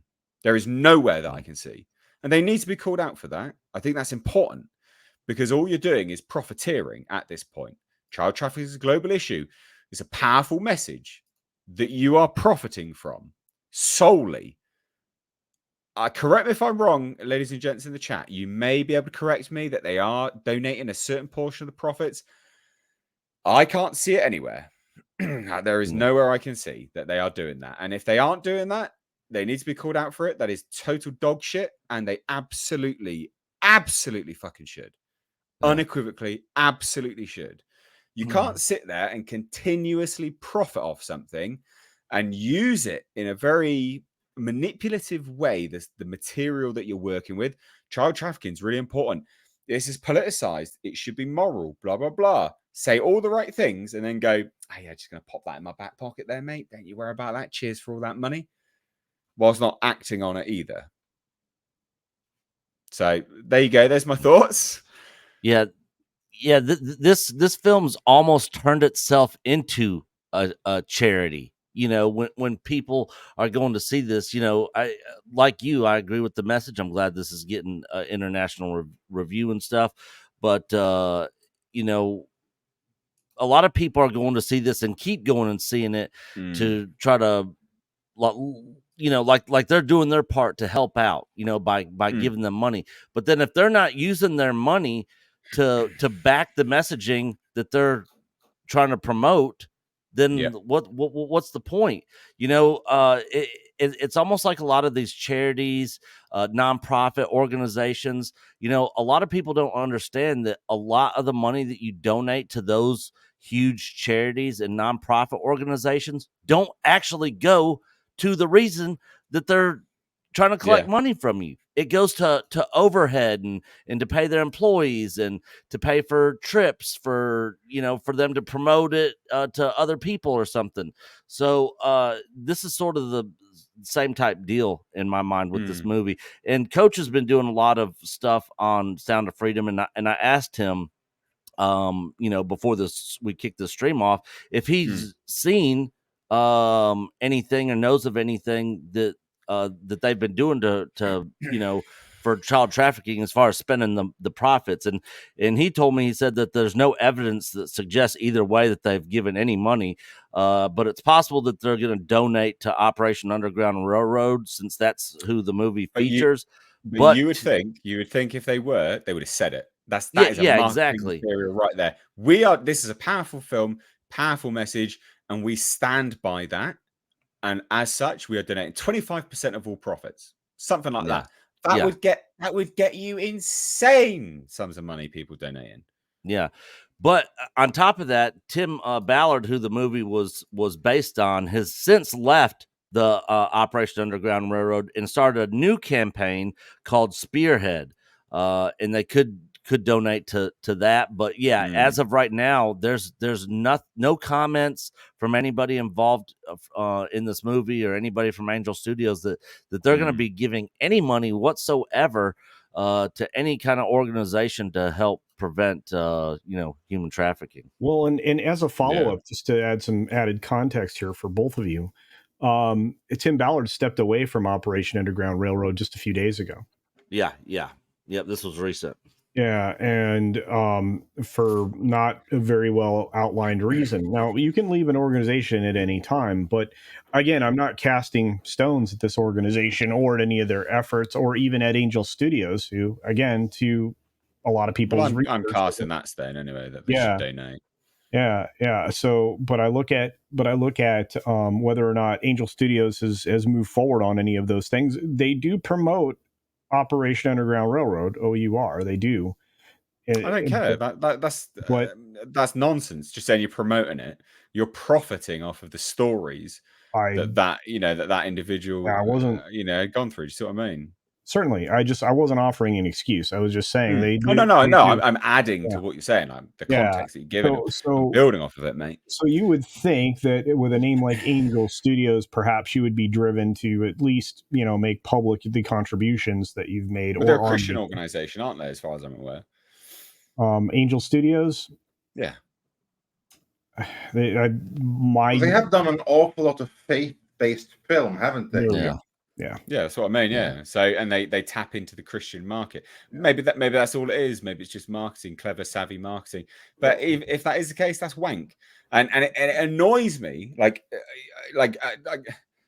get suggestions on YouTube and here and there. And friend of the channel, Lauren Chen, has been going on like an entertainment podcast where she's spoken about this movie, and I'm not calling her out, but that video's got like over 5 million views or something like that. It's fucking insane. And it annoys me that no one is calling them out on the fact that there is no sign of any form of a donation, but they are literally using, it's a manipulative marketing tactic. It's, honestly, I don't ever remember them ever saying they were going to give any money to the organization. No, but they should. That's what I mean. They should. Why? Why?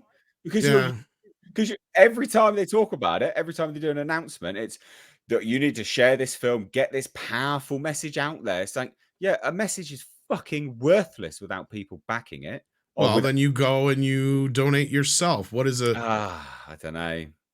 I guess I'm really grasping to try and figure out what people are bitching about here. Business is business. People have to make money. I'm bitching about it, Tom. I'm really trying to figure out why, because at the end of the day, business is still business. And I don't ever remember anybody promising any money going to any organization whatsoever. I agree, but you would have got more money if you did that. They would have got more money if they did that. So if you're thinking about being clever, it's one for me, one for you. They would have actually got more in the process and also benefited what they're profiteering off. They are profiteering off of it. They're profiteering off. Oh, God forbid they make money off a movie. No, I'm not saying that. This is a case. I'm not saying that's wrong. Where so they should though.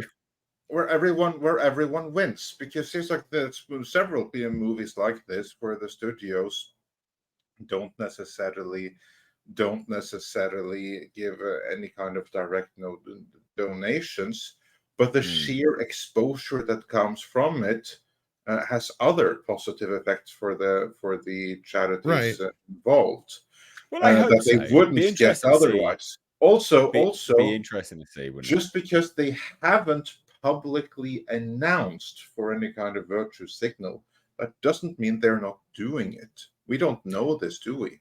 But because Angel Studios, they are like a faith base. They're going to be linked into all of these church groups and the church practice and everything without us ever knowing about it. They'll do it. They'll maybe spread it without doing the maybe.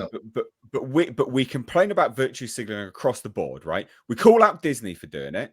You better fucking be universal on this, because otherwise we're all being hypocrites. Angel Studios are virtue signaling with this to get money, right? And it's all well and good. Yeah, they are. No, they absolutely are. No, I was never under the impression that money from the movie was going towards any kind of organization. I'm not, but we don't do that when we call out Disney for going, oh, this is the first gay this and the first gay that, right? We go, virtue signaling. Yeah, but see, the difference is to get money for their movie. This is the same thing.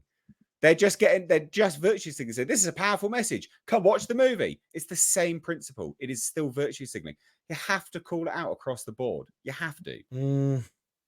I don't know. I think the big difference here. Where's the difference then? Tell me the difference. Because the big difference here is I don't remember us once having a conversation. Can I finish? Yeah. Can I finish? Yeah, because Disney actually does do that. They use the Golden Open and the Black Panther Challenge to use organizations themselves to buy tickets, as opposed to this company where they've never made a promise that any money was going towards the Underground Railroad. They're just bringing attention to it. And just like with, then I'm confused at what you're griping about here, because there's no virtue signal. They're still bringing attention to this. But so's Disney. But we call them out for virtue signaling all the time when they use something to profit off something, right? That's still virtue signaling. If you don't act on the back end of it, it's still virtue signaling. You call out Disney all the time for doing it. You have to call out Angel Studios at the same thing. It doesn't matter whether we're not talking about the donation aspect of it with Disney. That's not what I'm saying. Anytime they go, this is the first blah, blah, blah, come watch this movie, right? That's a virtue signal. We always call them out for it. This is exactly the same principle of Angel Studios. This is the first movie on child trafficking. I don't know that they have ever said that. Yeah, I don't ever remember. Movie. They said it's a powerful message. So was Philadelphia, and AIDS research money poured in after that movie, but that movie didn't give any money to the AIDS research. That's the way I've argued this whole point is, I've never once been under the impression that Angel Studios was handing a dime over to the Underground Railroad. But what it does is bring attention to it. No, but I never thought they were anyway. But I'm saying that they should have. That's my point. I failed to see why it's their responsibility, I guess. Well, because if you're profiting on the back end, well, we will agree to disagree. But I guess because I still think it's virtue. I don't see this because to me the difference here is when Disney is doing what they're doing, they're literally using these charitable organizations to buy tickets, right? The difference here is Angel Studios isn't doing that. There's a pay it forward program. That's not what I'm talking about. I get what you're saying, Nate, but at no time has anybody ever promised. But I'm not talking about that either. What I'm talking about is using something to profit off of it. So they're using something which will naturally pull at your heart. If this was a Transformer movie, I'd understand what you're saying, but it's not. It's a movie that's literally the true story based on the guy being told. I know that. Also, it's a movie that never ever would have been released without Angel Studios. They didn't make it. They came and they bailed the filmmakers out when Fox, who made the movie, wouldn't release it after Disney bought them. So for the filmmakers, it was okay. Go with Angel, who will buy this movie from Disney and have it seen, or don't have it seen by anyone ever under any circumstance. I understand all of that. I'm just talking about them. This comes off to me though, in this subject matter specifically and saying spread the message. That is part of what they said. Spread the message. Again, I don't know how else I can say this to you, Nate, other than just like, if it was a Marvel movie, I'd understand. If it was a superhero movie, I'd understand. Difference? Because they're not trying to use something that was already established as something else to sell this idea, and even see people saying they're exploiting child. No, they're not. They're bringing attention to it. I didn't say they were exploiting child. No, I know, but I'm just addressing somebody in the chat. But like, that's where I'm kind of confused as to why this is even being debated. Because to me, this is just falling right into what the media wants you to do. Because they'll say, don't look at this thing over here that Disney's doing. But these guys, they're virtue signaling here, even though Disney has done it with a million other things that have nothing to do with that virtue, right? This actually has to do with that virtue. That's my point, Nate, right? They have the right to stand up on this. Because they are telling a story that's true. Let me just address people in the chat. No, I never said Sound of Freedom never should have been made, you fucking retard. All right, that's not what I fucking said. Let's not fuck around here. And someone called me a religion hater. No, I don't fucking care about religion remotely, right? I couldn't give a shit. I am the most just down the line. I'm anti. I'm not anti-religion. I don't care about religion. I couldn't give a fuck about religion. I think there's pros and cons to everything. Jesus Christ. I'm talking about a company using something to generate massive amounts of wealth, which is happening here. And what they should do, which is what they should do, because it's become this big political thing, it's politicized. And their point when responding to anything that's politicized is it's a moralistic standpoint. We should all group together. Yes, we should. And then they should probably donate something on the back end of it. Why do you disagree that a company would look better for donating to child trafficking? I don't understand. Why do you disagree with that, people in the chat? You can say you disagree that it's virtue signaling, blah, blah, blah, blah, blah. Fine, whatever. But why do you disagree that it would be good if they donated to the child trafficking stuff? Oh, I'm not saying that part either. No, but they never made that promise. Yeah, I am. I'm saying that they should probably do that. I don't understand. Yeah, I see what Nate's saying. This fucking dickhead. Hate all religions. Well done, biased. That's not biased, you dunce. That's fucking one straight up opinion. I don't hate all religions. I'm just not religious in any way, shape, or form. Fuck you. So the new Exorcist movie's made for you, Nate. They can eat all the religions. All right, hold on. Let me just ban everyone, right? I'll just get a fucking. No. All I'm saying, Nate, is I understand where you're coming from. Jesus. I totally do. But to me, like I said, the differences here is they're not using like Captain America or Iron Man or something like that. I get that. You know, but then don't you think it's a bit weird that the guy Tim Ballard has now quit his own organization, which is actually I'm sure there's something to that, but I don't think it has anything to do with the movie. Yeah, he started his own. And the thing is, starting charitable organizations or nonprofits are very profitable. Just look at BLM. Oh, yeah. The person who started that was living in a $6 million mansion. You know, I would say that depends entirely on the charity, though. Yeah, I agree. Oh, yeah, unequivocally. For instance, most make money, though. Something like BLM is going to be a hell of a lot of charitable, because there you have certain political interests that are going to fund you up the yazoo, because you, being an unwitting idiot, serve their ultimate goals. Now, these people but they need to chill as well. They need their downtime. They need their fun. And so they do not want to do anything to fund something like the Underground Railroad, because that exposes their fun. Right? And these are the same freaking people that pay for these millions upon millions to BLM. There's a big difference in who you can get money for. Something like Underground Railroad, that needs to get money from the people. Anything that's Marxist doesn't get the money from the people. It gets the people's money from somewhere else, from other organizations. Yeah. Let's shuffle on to some super chats here, just briefly, guys. You actually had one come through, Tom, for you as you were disappearing, and it was looking good, Tom. Giving you your flowers now. Is this a reference to something? Because I'm dying this week, I bet. What? You got a new mic to go out in style. I got to go see TMNT Saturday. Oh, I'm on the old mic now, and everybody's like, "Oh, it sounds perfect." I'm like, "Now I'm on the old mic." Honestly, I think you just need a shield behind it. Yeah. It sounded like the That, or I the just need to echoes throw a coming through. carpet down or something, because it's all wood floors, so that's probably why. Yeah, that's true. That's true. Arcane. Arisen 74 $5 says agree with Miss Age should be returning money to work against child slavery or any slavery in the world. I'm not going to cover this too much. This is blown way out of proportion anyway. Him downstairs for $10 says, evening, gentlemen. Hey, Miss H, last week you mentioned that you like synthwave. I've been listening to it for the past few years. Excellent genre. Take care. It is absolutely excellent genre. Love it. Absolutely love it. Unequivocally so. Brilliant. Yeah, love a bit of synthwave. Oh, Doug VA loves horror for $9.99 says they had no idea that it would make a huge profit. They never promised to donate from the get-go. It's still early in the game for this movie. They might say something tomorrow for all we know. Yeah, I'm aware of that. It's just a case of practice what you preach. That's all I'm saying. That's literally all it is. Yeah, that's all it is. Mexican Iron Man, golly gee. I just tuned into a hot rant. Can we go back to fighting about Barbie being amazing? Kidding. Love you all. Goodness me. We can't. We cannot. No, let's not talk about that.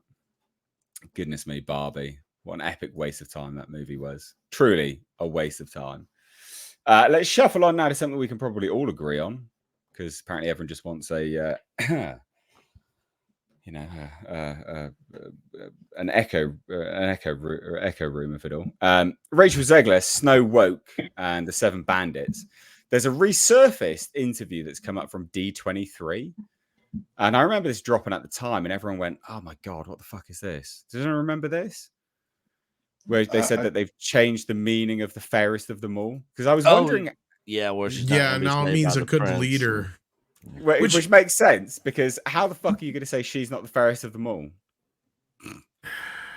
Like, how? How are you not going to say that Gal Gadot is uglier than her? Like, how are you going to say that she is uglier than her? They got to put some makeup on her, change her face, and make her look like a horrid, like, witch or something. Because if she goes into the film just normal, everyday Gal Gadot, then, yeah, it's like, it's not going to really make a whole lot of sense. Well, unless I don't know. Completely changing the story. Have you seen Gal Gadot without makeup? Because if they do Gal Gadot without makeup and then they put this young chick into a ton of makeup, then they can they could get away with the classical meaning. But really, Gal Gadot is a 40-year-old woman. Nothing wrong with 40-year-old women, but I'd go with Gal Gadot over Rachel Zegler. It's not the same as Gal Gadot age 40. Let's just be honest here. I think she's aging like a fine wine, mate. I agree. I'm not saying I'm not disputing that.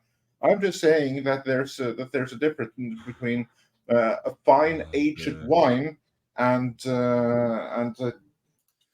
Red Bull tapped last week or something, right?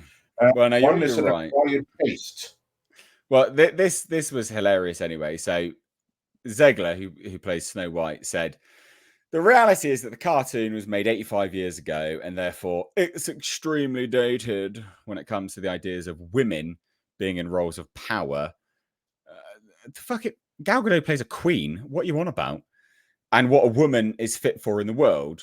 And so when we came to reimagining the actual role of Snow White, it became about the fairest of them all, meaning who is the most just and who can become a fantastic leader. And the reality is, Snow White has to learn a lot of lessons about coming into her own power before she can come into power over a kingdom. Gal Gadot also chimed in, ruining my opinion of her massively, and says also the fact that she's not going to be saved by the prince, and she's the proactive one, and she's the one who set the terms, is what makes it so relevant to where we are today. And all the crazy cat lady sings and goes, yay, it's my movie. What do we think? I think, I thought the explanation as to what they're changing the definition to fairest in the land meant was redonkulous. Because I mean, I get it that the queen is an evil queen and she marries the king or whatever, and that's how it all starts. But I don't remember Snow White being a princess being a whole big part of the story. Nor do I ever remember her taking over any kind of kingdom being any major part of the story. So they are really playing loose with this, because not only do you not have the they're not minors anymore as far as the dwarves. The magical creatures are now bandits. So it's like Robin Hood mixed with Sleeping Beauty, mixed with like, what the hell is this? Little Maleficent in there probably, who knows? Like, I'm still trying to figure out what it is they're doing with this. At the end of the day, I'm starting to wonder if they might accidentally make themselves a decent film out of this, because by the end of it, it might not even resemble the original Snow White. Like, well, she doesn't resemble Snow White. No, it'll be Snow name only. Exactly. It'll be like its own original thing, but it's like just a name only, like Nick said. Yeah. Yeah. And then so Zegler previously teased this change in definition while speaking with Variety at D23. She described the film as having a modern edge. I just mean it's no longer 1937, and we absolutely wrote Snow White. She's not going to be saved by the prince, Godot interjected. She's not going to be saved by the prince, and she's not going to be dreaming about true love. She's dreaming about becoming the leader she knows she can be, the leader that her late father told her that she could be if she was fearless, fair. I don't remember any of this being part of the story. It's not. Yeah. And then this. And so it's just a really incredible story for, I think, young people everywhere to see themselves in. The thing is that if they keep trying to remake all these old classics and change the story and make it more modern. If they would just freaking make a whole new movie and say, all right, we're gonna do a live action of this old school classic, but we're not gonna call it that old school classic. We're gonna change the story, make it more modern, and call it a completely different name. So then that way there's not any confusion, and then people aren't getting pissed off like going, this isn't Snow White. Nick, look, they only can get you in the theater through a bait and switch tactic. That's it. They can't make new things. They can't make new things. They haven't made new things in a long time. Anytime they try to make new things, it's too big of a risk. And these studios have become vertically integrated megacorps that are always practicing risk aversion. They're trying to avoid risk at every level all the time. So they can't take a chance. They have to repurpose something else to shove in the neo-Marxist messaging. Come on, get it through your head. These guys also, are never going to go out there and do that.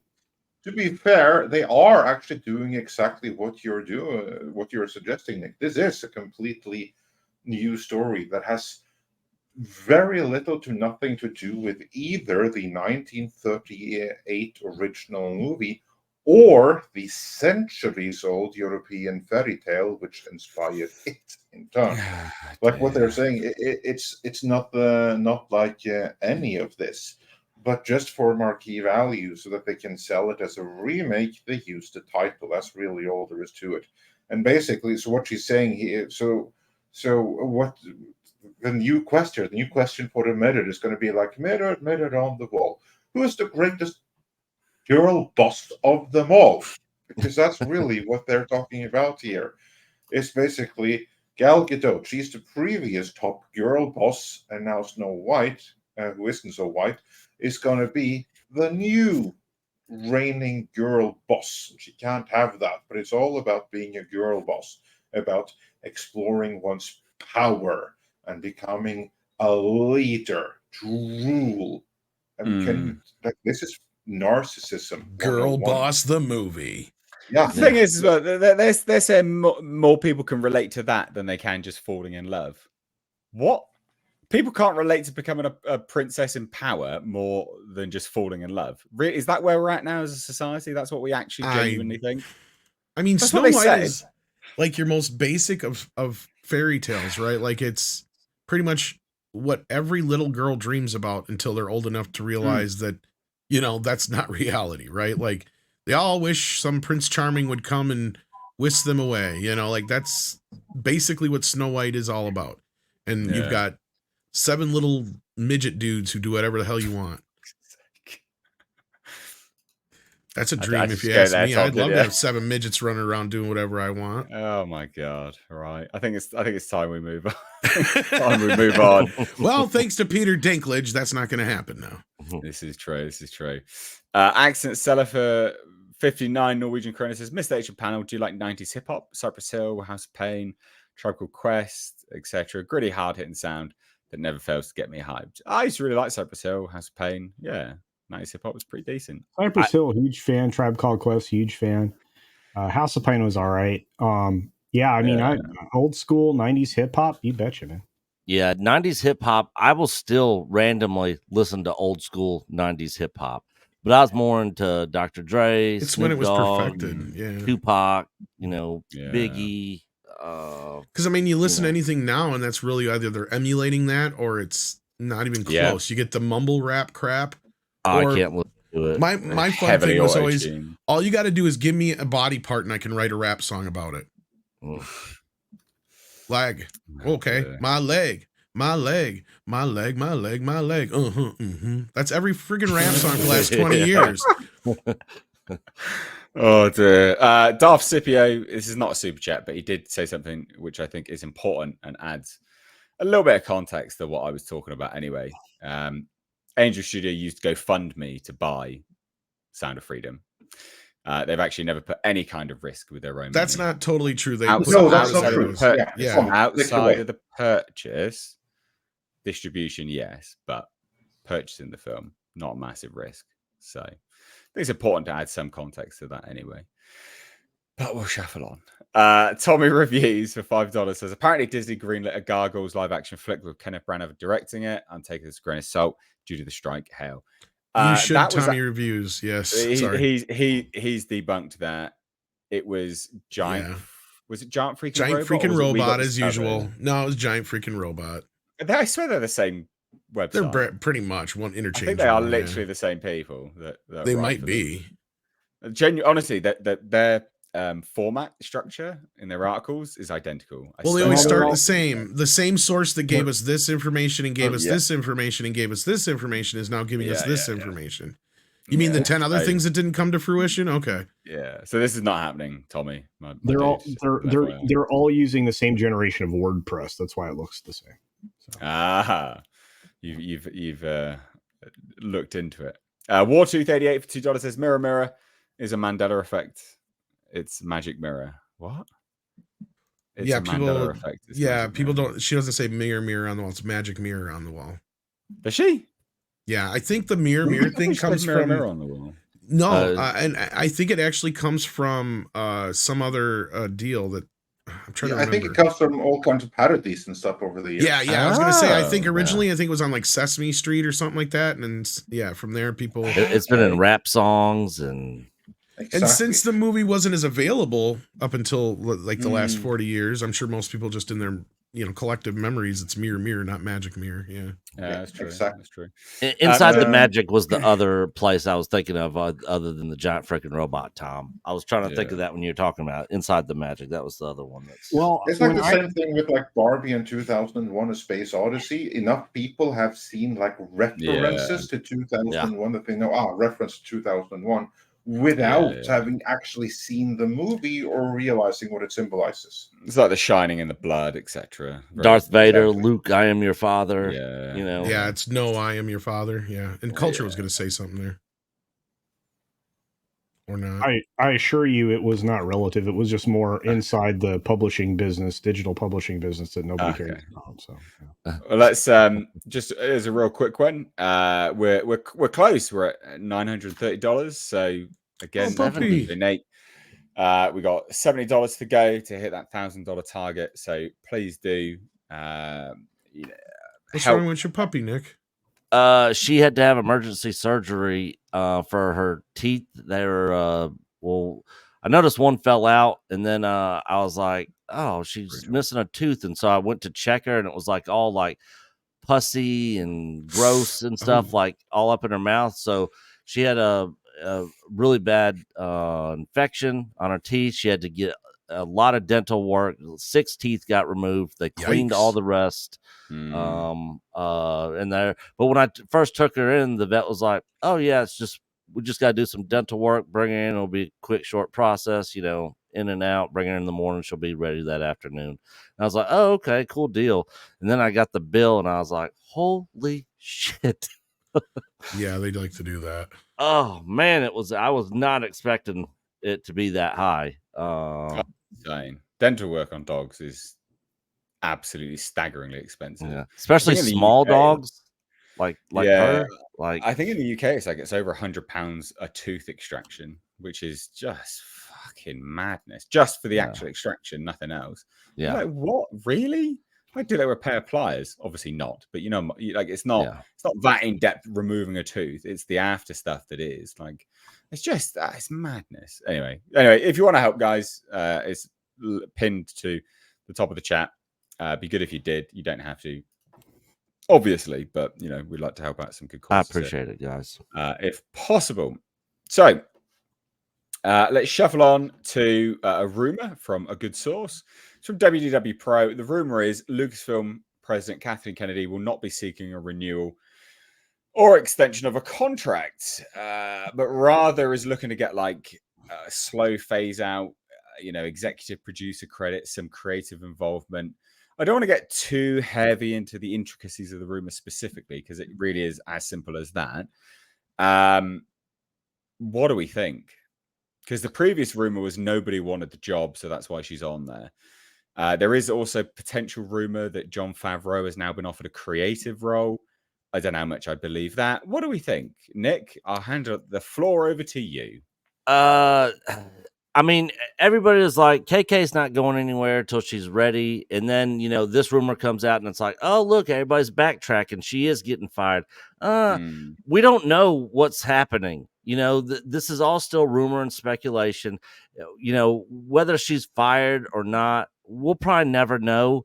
But again, if she's making the decision that she's not going to seek contract renewal, then it's exactly what everybody's been saying the whole time, that she's going to leave when she's ready to leave, when she wants to leave. And I haven't heard anything until now about Favreau even being involved in anything. Like, this is he was offered something like this a while ago, I know. Yeah, he turned it down. But yeah, apparently she's not going to seek renewal for her contract, and then they're going to make Favreau the creative director, which is Filoni's job. So I don't know if he would then be Filoni's boss, or if they would be equal peers. Or would they put Filoni in her place? Oh God, Jesus. But again, at the end of the day, this isn't really going to fix Star Wars at all, whether she's there or whether she's not there. Because if you have a tree dying, in the problems at the root, and you just pick off the dead leaves, which Kathleen Kennedy is, it's not really going to heal the tree. So, Star Wars is still in a mess under Disney, whether she's there or not. I've been saying it for a long time. I don't care. I honestly don't care if she's there or not. You're done. You're completely done. Yeah, I'm pretty much done. I just want good Star Wars, whether she's there, whether she's gone. I just want, and I don't want just Star Wars that's like, oh yeah, that actually wasn't bad. Like, I want great Star Wars. Like, I want it to be Game of Thrones, early seasons, Game of Thrones epicness, the original trilogy epicness. I want great Star Wars. And if she's there when it happens, great. If it happens when she's not there, great. But I just don't see it happening under Disney, which ultimately at the end of the day is the real problem here. So I don't know. We'll find out. She's not going to be there forever. She's going to be fired for one day, and I'll be like, good, she shouldn't be there. But it's really, again, at the end of the day, when she's gone, it's not going to be like, oh, I'm not going to be celebrating going, yeah, she's gone, Star Wars is saved, or anything like that. We still have the same problem. Well, I will say, though, that when she's gone, that's when the saving can begin. There's no saving it while she's still there. So saving it doesn't solve anything on its own, but it's the first step, the absolute first step of many that will be needed to bring back Star Wars. I'd agree with that. Kind of form. But definitely a step in the right direction. Yeah, it's the first step, and while she's still there, you can't even make that first step. Tom, just yeah. I'm at this point where I'll believe KK's gone when she's gone. I'm not so sure Favreau's hanging around anymore because there's nothing there for him. He was hardly involved in any of the announcements or talk at the last Star Wars deal. We even did our little super cut where it's all Dave. And again, the more Dave seems to take control, the more this thing goes off the rails. I think we've pinpointed it time and time again where basically, sure, Favreau didn't publicly speak out about Gina's firing, but he sure has done it through the storytelling and in other ways. I mean, when he was asked about it, he said, oh, yeah, I had to. He said it wasn't a problem, but clearly it was because he had to shove all of what his plans were into the third season or whatever of Mandalorian and Boba Fett and all that kind of business. And now it's Dave's vision. It's going to be all about Ahsoka and Girl Women. But we saw the trailer. Trailer. And if Ahsoka bombs and flops and people hate it, that's 100% on Filoni at that point in time. And I think he needs to be exposed anyways because I haven't had a whole lot of faith in him ever, really. Oh, you can go find plenty of speeches where he's talking about pro-feminist this. Oh, yeah, I've seen it. Yeah. Yeah. God damn. Yeah, I mean, culture, you want to jump in on this, mate? Star Wars is dead. That's your usual thing that you say. It died a long time ago. Kathleen Kennedy is in a galaxy far, far away. Yeah, Kathleen Kennedy is a rotting over corpse, just occupying a seat at best. Dave Filoni doesn't have or possess a creative bone in his body. He is infatuated with his fetish girl Ahsoka, which we are doomed to have in everything he touches. You just need to blow up doll of it. Get out of your system, mate. He probably has one. Multiples. He's probably got Imagineering built him in an animatronic of her working parts. Nasty shit. That's some nasty shit. So there you are. That's so gross. Yeah, I mean, it has become the meme, hasn't it? It's the meme that keeps on giving. KK, yeah. She fired. She's out. She's here. She's gone. She's maybe, but who knows? There was a moment when her contract was up, and we're gonna have to go back almost 4 years ago. It looked like she was gonna be gone. Yeah, and then in the dead of the night, and they signed her extension. It looked like she was going to be gone recently because there was also that extension. Oh, recently, that too, yeah. Oh yeah. God, this indie thing is still such a bad look for Lucasfilm. Horrendous. Literally every single IP they have dead, killed, destroyed. And she not even Star Wars. It's like everything. Lucasfilm is now dead. It's not just Star Wars. Willow's done. Indiana Jones, Star Wars. I mean, I don't know if they have anything else left. Yeah. No, they don't. They do not have any other properties. Yeah. That's it. They're done. It's absolutely ridiculous. Well, we'll shuffle on. Guys, just as a quick one, we're at 985. So I keep refreshing it. We're at 985. Wow. Guys.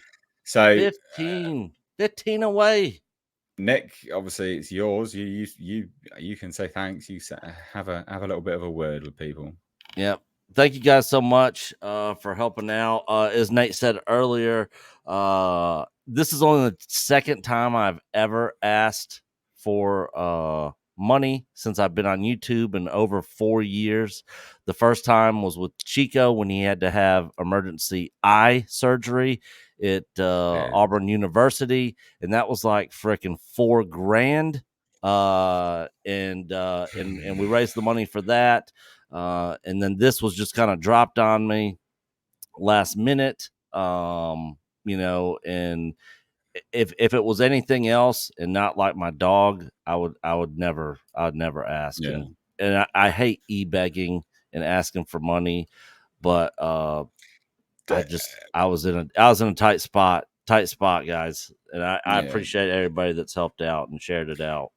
It's important, like I said already, it's important not to see it as e-begging because it's not, right? All you're doing is saying, hey, if you would like to donate, please donate. If not, don't worry about it. Begging is going, oh, please, guys, please, really, really do donate. Oh, please, please, please. That's e-begging.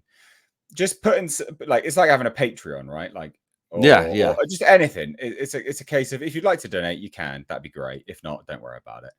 people take great pleasure in helping other people out. Some people do, and that's their source of enjoyment out of life. Generosity, it makes them feel really, really good, right? And they like that.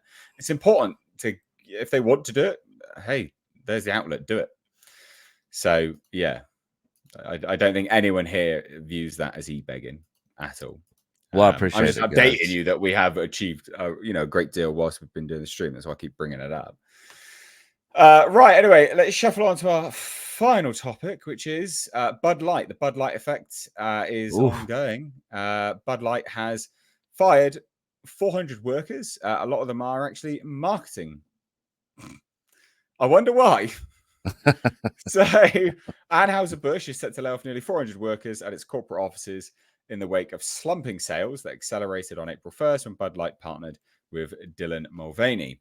So the company revealed in a statement to the Wall Street Journal on Wednesday that the cut will affect less than 2% of its workforce, according to Anheuser-Busch's website, which is about 19,000 workers. So the layoffs won't impact frontline workers, such as brewery and warehouse staff, the company told the Journal, because, they're important. The restructuring, the outlet reported, will eliminate corporate and marketing roles. Basically, the marketers that, put all these ads in place and, I don't know, maybe the corporate staff that approved it. They're all going. So that's St. Louis, New York, LA. Anheuser-Busch CEO Brendan Whitworth added in a written statement, while we never take these decisions lightly, or like your beer, we want to ensure that our organization continues to be set for future long-term success. What fucking success, mate? You killed it. These corporate structure changes will enable our teams to focus on what we do best, brewing great beer for everyone. Your beer tastes like piss. The Ambassador chief executive added, who's been notoriously tight-lipped since Mulvaney's posts outraged Bud Light's consumer base. The post sought comment on Anheuser-Busch, which will release its second quarter's earnings on August 2nd. Oh my God, that's going to be hilarious. August 2nd, they're going to release their second quarter earnings. Next week. You know what that is? That is actually a day after we stream. So on the Thursday, we'll be able to review that, ladies and gents. Yeah, and then the week after that is Disney's earnings call. And Mexican Iron Man's going to help us. We've already had that confirmed. I don't care if you back out now. You've confirmed that you promised. You don't break promises. You're in trouble there, Mikey. This is amazing. So Anheuser-Busch has already asked the marketing executives blamed for Bud Light's campaign with Mulvaney. So they're just cleaning house. They're like, fuck all of you. Like, we're done. Yeah. The source, who's granted anonymity for discussing internal company policy, added, to my understanding, if we publicly announce the word fire, it opens up the potential for them to sue us. That's why we said leave of absence. So that's how they're like, yeah, these are all gone, basically. Wow. What do we think? I mean, just deserved, isn't it? The joy of capitalism. If people don't want to buy your product and you do some stuff that really pisses them off and then you double down on it, this is the kind of thing that's going to happen. I mean, the people could literally take down entire corporations if they really wanted to. It just takes enough people getting behind it. But yeah, at this point, the best thing Anheuser-Busch could do is to come out and make a public statement saying, yeah, we apologize for the ad campaign that we did. It was a bad decision. Everybody involved in that decision are now fired from this company. Bud Light, we are done with Bud Light, and rebrand. That's basically what they did up until the last thing, Nick, because they can never, and I mean never, do what you just said. Unfortunately. Yeah. Because the thing is, it would be trans people would come after them so hardcore, Nick, that they could never get away from it. Yeah, but the other side is so much bigger than that minority. You're not wrong. You're not wrong, but that's just it. The media will eat it alive. Yeah. Well, because they'll be painted as anti-trans and everything else. It would be insane. Well, Jason Aldean, look at his song, who the media went after, and everybody got behind him, and the song's blowing up until he apparently, I guess, rumor is he bent the knee and took out. Okay, I learned about this. Now, here's what happened. He did not do that, but the media is spinning it like he did. Okay, what I haven't looked at the details. Okay, here's the details on that. one of the videos he used that he thought he had clearance for, because all those videos that was one of his arguments, all the videos that he had in that video are real. Well, you know how like TMZ and some of these other news organizations will buy the rights to some of these videos? Yeah.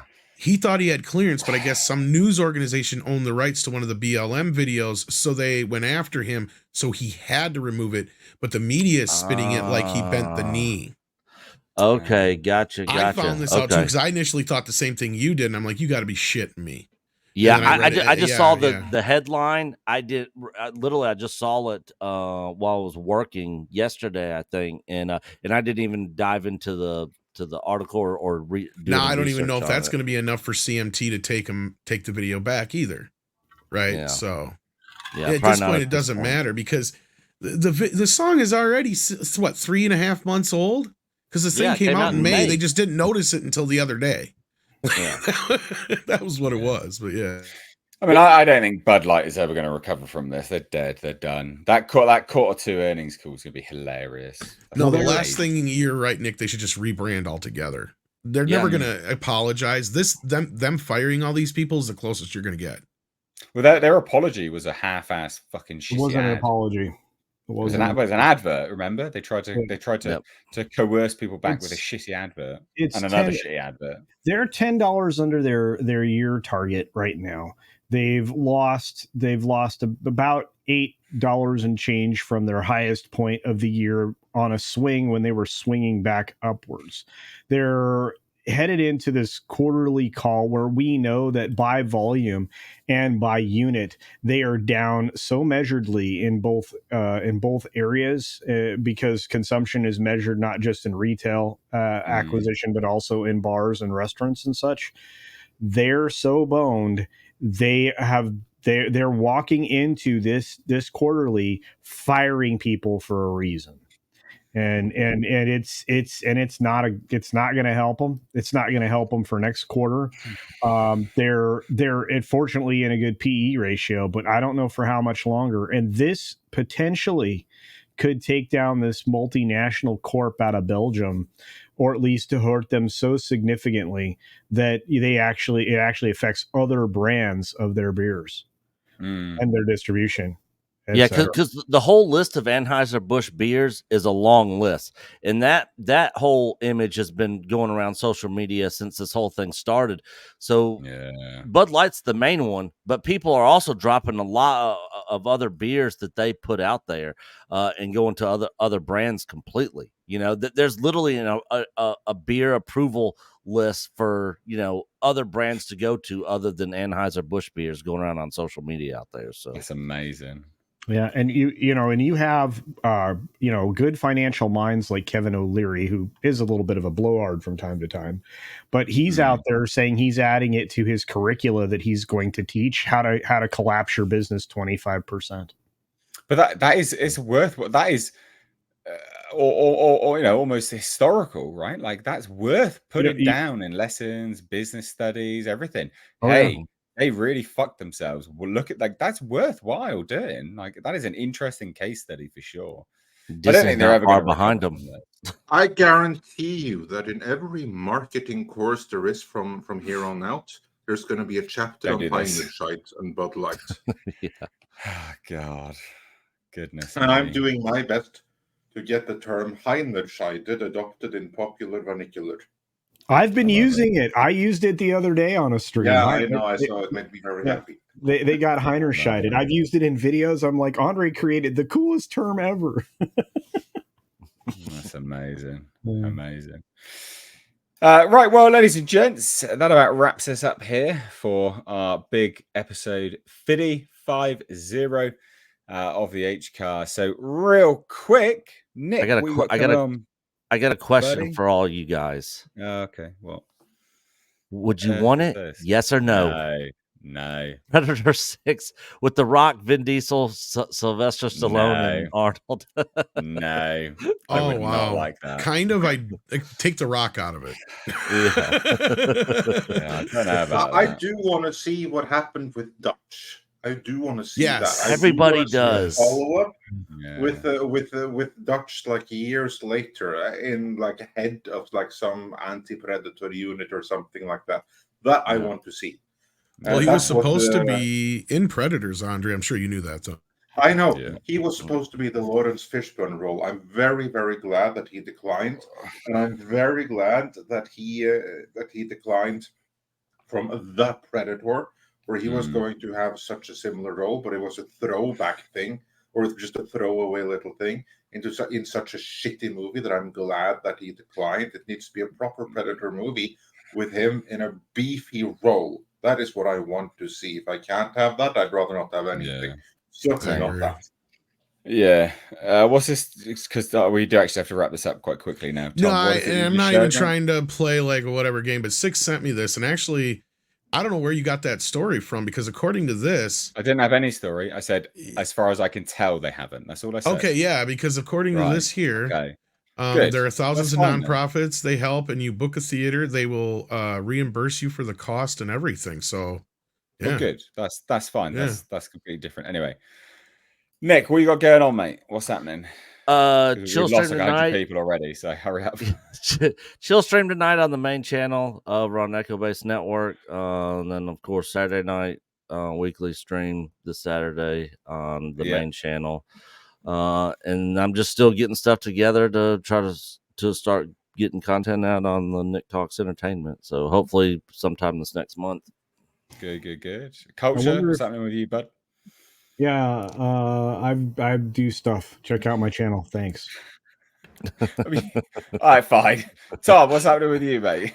What's going on? Well, I'll be jumping from here to the pro show here in, I believe, about 40 minutes, and then I got Mead later on and all that business. So yeah, I'm sure I'll have a busy afternoon here. Excellent. And Andre, what's happening in your world? Yeah, I got a kid to put to bed, and after that, I'll be continuing with editing. An epic interview. I'm very happy with. Yeah, I'm keen to see this. We'll be able to share it with everyone. Keen to see that. All right, guys. Yes. So just as a quick one, everyone's channels are linked down below in the description box, so please do check them out. That'd be really good. From me and everyone else, peace out. Bye now. We'll catch you on Tuesday. Bye, guys. Peace. Take care.